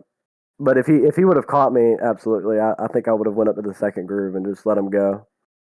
Well, it was certainly was fun to watch. Sadly, got the news. It looks like Drew is out, but Tanner, victory for yourself. Any final thoughts? Any final thank yous before we let you go?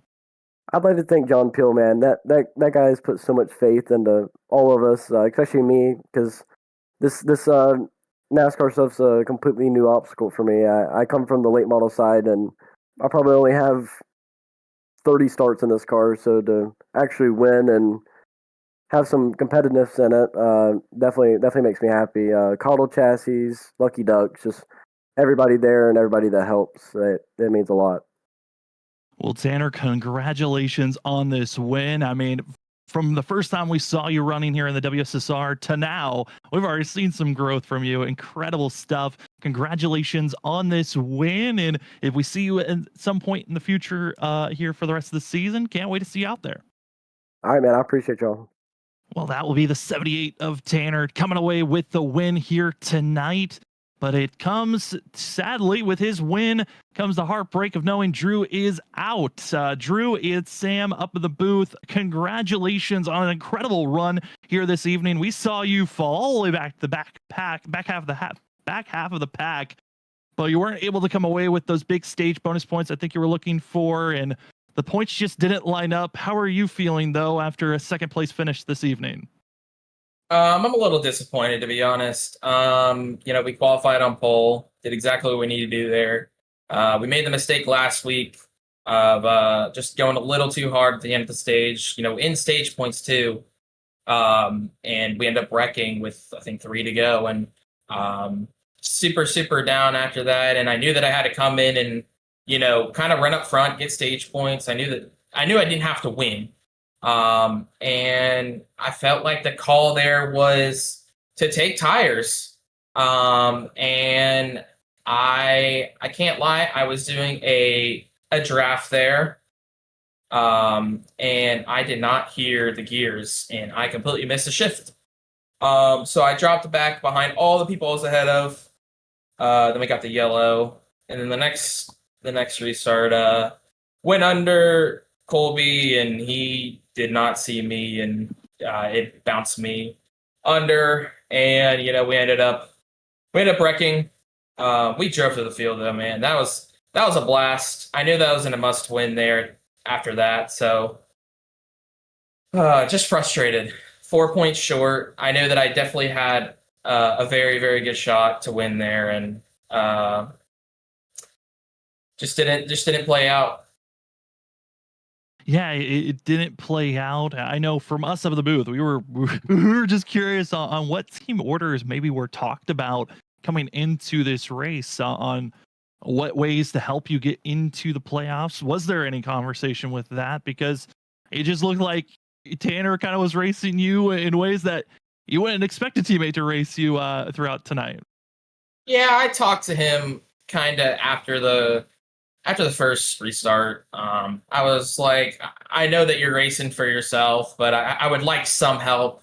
We saw what happened at Talladega, and I'm not mad about that anymore. It just was unfortunate. But yeah, I told him with about 15-20 to go. I was like, I'm not asking for anything. I just want to let you know that I am racing for a spot, and that if I do get to you, I will not be racing you like a teammate. I know you're here to win. I'm here to win too. But I basically needed to win there. So I ended up burning off my right front tire trying to get to him, and never really got there.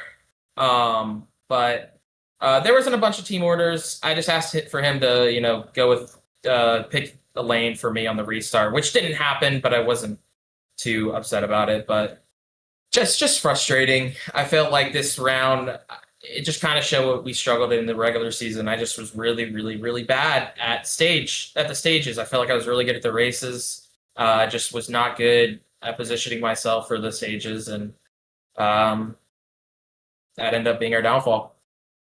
Well, Drew, it still was an incredible season to get you to this point in the playoffs. Congratulations on second here tonight. But before we let you go, the floor is now yours for any other shout outs. Yeah, shout out to you guys like always. It's always a pleasure talking to y'all. Shout out to Meals on Wheels. I've always been saying Meals for Wheels, and I have to think about it now. No Kid Hungry, all they do. And we'll be back. We'll be back for the rest of the season. Gonna go trophy hunting, as they say, but just super frustrating. Well, I hope to see you back in a victory lane again, Drew. Congratulations on second here tonight, and good luck next week at Legacy, Kentucky. Thank you. Thank you. As we move from second place, we go down to third. From the frustrations of what could have been to knowing Cedric Hunter going to find himself being the last driver to make it into the round of 8. Had his ups and downs here tonight, but sneakily found himself into third at the end. Cedric, congratulations on third, and ultimately congratulations on moving on to the next round of the playoffs. How are you feeling after your performance here this evening?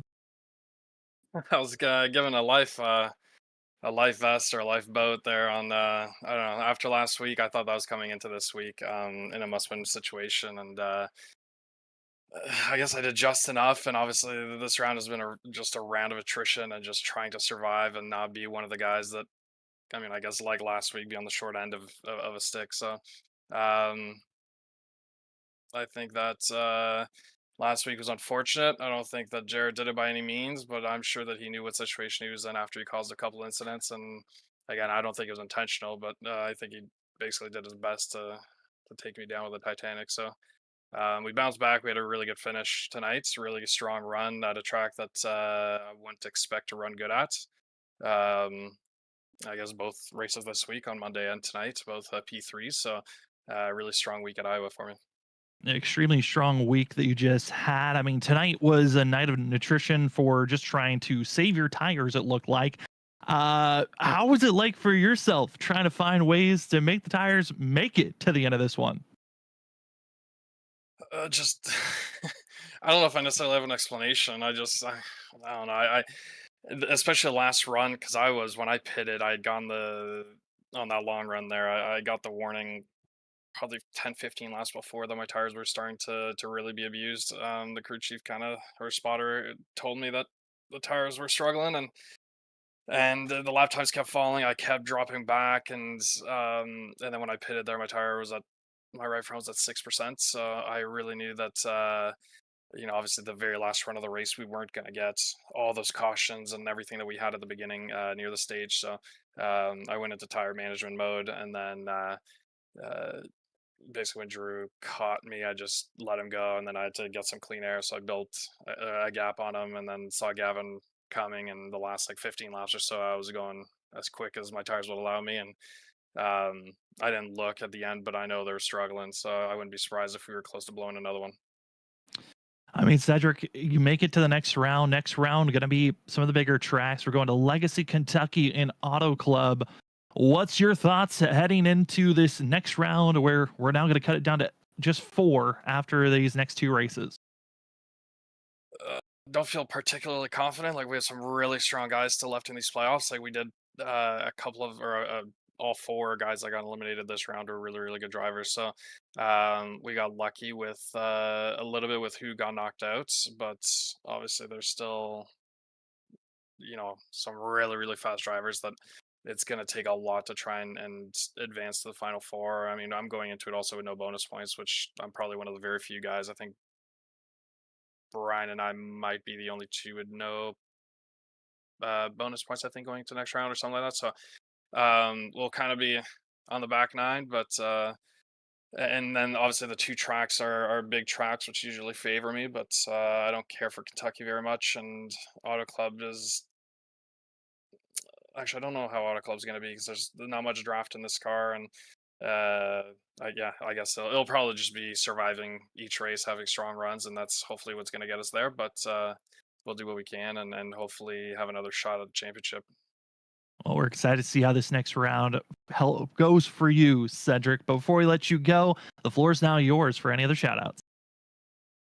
Huge shout out to my teammates, everybody on Snowy Desert. Shout out to Zach. Unfortunately, got knocked out after tonight, but he had a really good season. I'm sure he'll have a nice few races here to finish out the season. Hopefully, we can get him a victory lane and turn his luck around since he won the championship. But a nice job to Brian also for moving on. Huge shout out to you guys for doing everything that you guys do. Thanks to all the fans out there that tune in, all the drivers that showed up, and to my beautiful wife too for supporting me and letting me race on a weekly basis and doing all the busy work.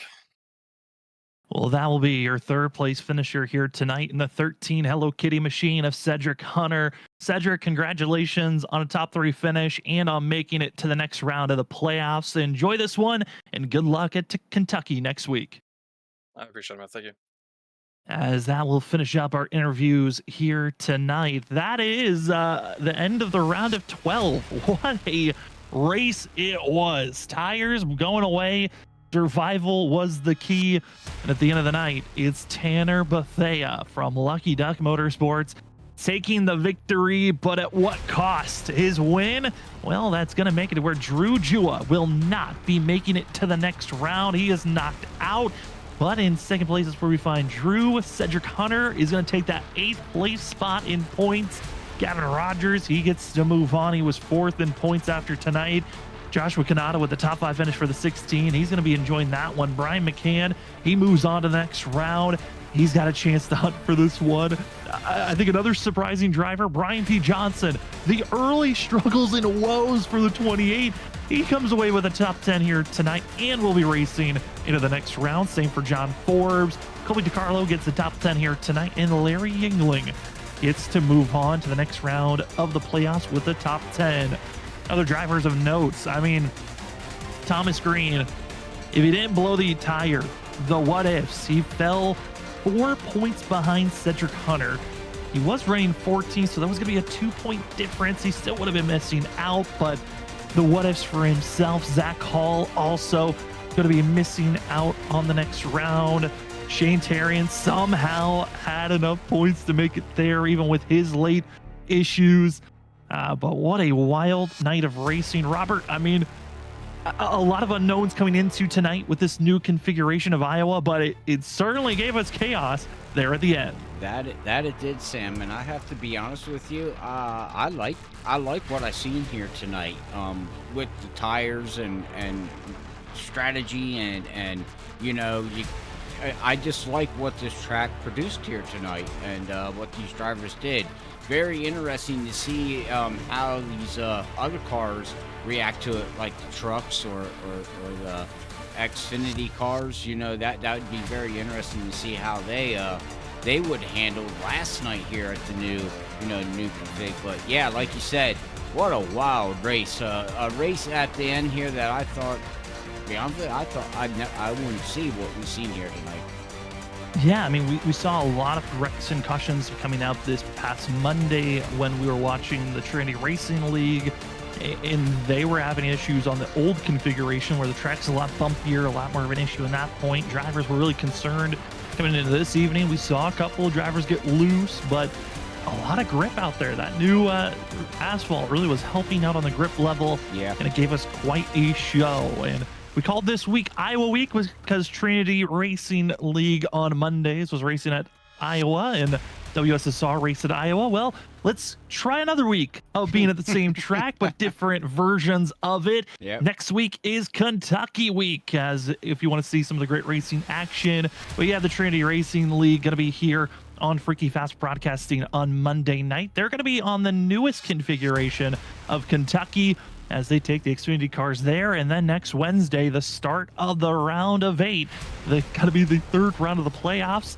We take these next-gen vehicles to Legacy, Kentucky, the much wider course. We'll see how drivers like to handle that version of Kentucky next week. But Robert, any final thoughts before we call it an evening here tonight on Wednesday for the WSSR VRS Cup Series? My final thoughts here is going to be about next week. You know, we're going to see two different versions of Kentucky with two different cars, and we got one going into race number 5, and then we also then got tonight starting out their top 8, pushing to see who can make it into the top 4. So next week's going to be very interesting. If we see 43 cars again like we did Monday night, yeah, it's going to be fun to see. So hopefully everybody enjoyed it here tonight with me and Sam. And before I hand it off to Sam, I want to say thank you everybody for tuning in out there. And I want to say God bless and love you all. But yeah, that's about it, Sam. It was an awesome night of racing. We appreciate everyone that joined with us this evening. For myself, Sam Dyer, for Robert Moyer Jr., thank you so much, Robert, for pulling double duty here tonight with commentating and producing. We hope to have Richard Wolsifer back up at the booth next week against start of the brand new round. But for everyone else here at Freaky Fast Broadcasting, we appreciate everyone that joins with us on any night we're broadcasting. Remember to hit that subscribe button if you want to be seeing some of our videos that we have coming out, as well as seeing our live streams that we have 2 times a week on Monday and on Wednesday. And when you hit that subscribe button, remember to hit the bell notification button to be notified when we go live. Also, hitting the like button lets us know that you are enjoying our broadcast and you're enjoying the show that the drivers are providing for us. But for this evening, what a race. It all came down to who had the most points. Wasn't a win and you're locked in, as Tanner Bethea took that limelight away from those playoff drivers. So we got down to our final 8 after this evening's race. Tanner Bethea takes the win, but the 8 drivers racing into next week for a chance to hoist the Season 11 championship. We've got John Forbes trying to go back-to-back with the one machine. Vincent Sora trying to tie Larry Yingling with 3 championships. Brian McCann under the radar, but still on the hunt. Gavin Rogers looking for his first ever championship. The all-time most champions ever grabbed, Larry Yingling, is trying to go for championship number 4. Shane Tarian trying to go for his first. And the driver that started it all back in season 1, Brian P. Johnson, still looking for his second championship. Could it be in season 11? And finally, the driver who found the final spot. It's the Hello Kitty machine of Cedric Hunter, one of the veterans of the WSSR, who still is looking for his very first championship. Those are your 8 drivers that will move on. Those that are out, Thomas Green, Drew Jua, Zach Hall, and Jarrett Talmadge. It was a great season, but your chance to hoist the championship is done. Next week, those 8 drivers get a chance to rally their way at Legacy, Kentucky. You don't want to miss it. The chase for the season 11 crown is underway, but we cannot wait until then. If you can't wait to see some Kentucky racing before then either, we will see you Monday night. It's the Trinity Racing League. The Xfinity cars get to test their skills on the most modern scan of Kentucky. The track's gone, but the racing action's gonna heat up. We'll see you then Monday night for our next Freaky Fast broadcast.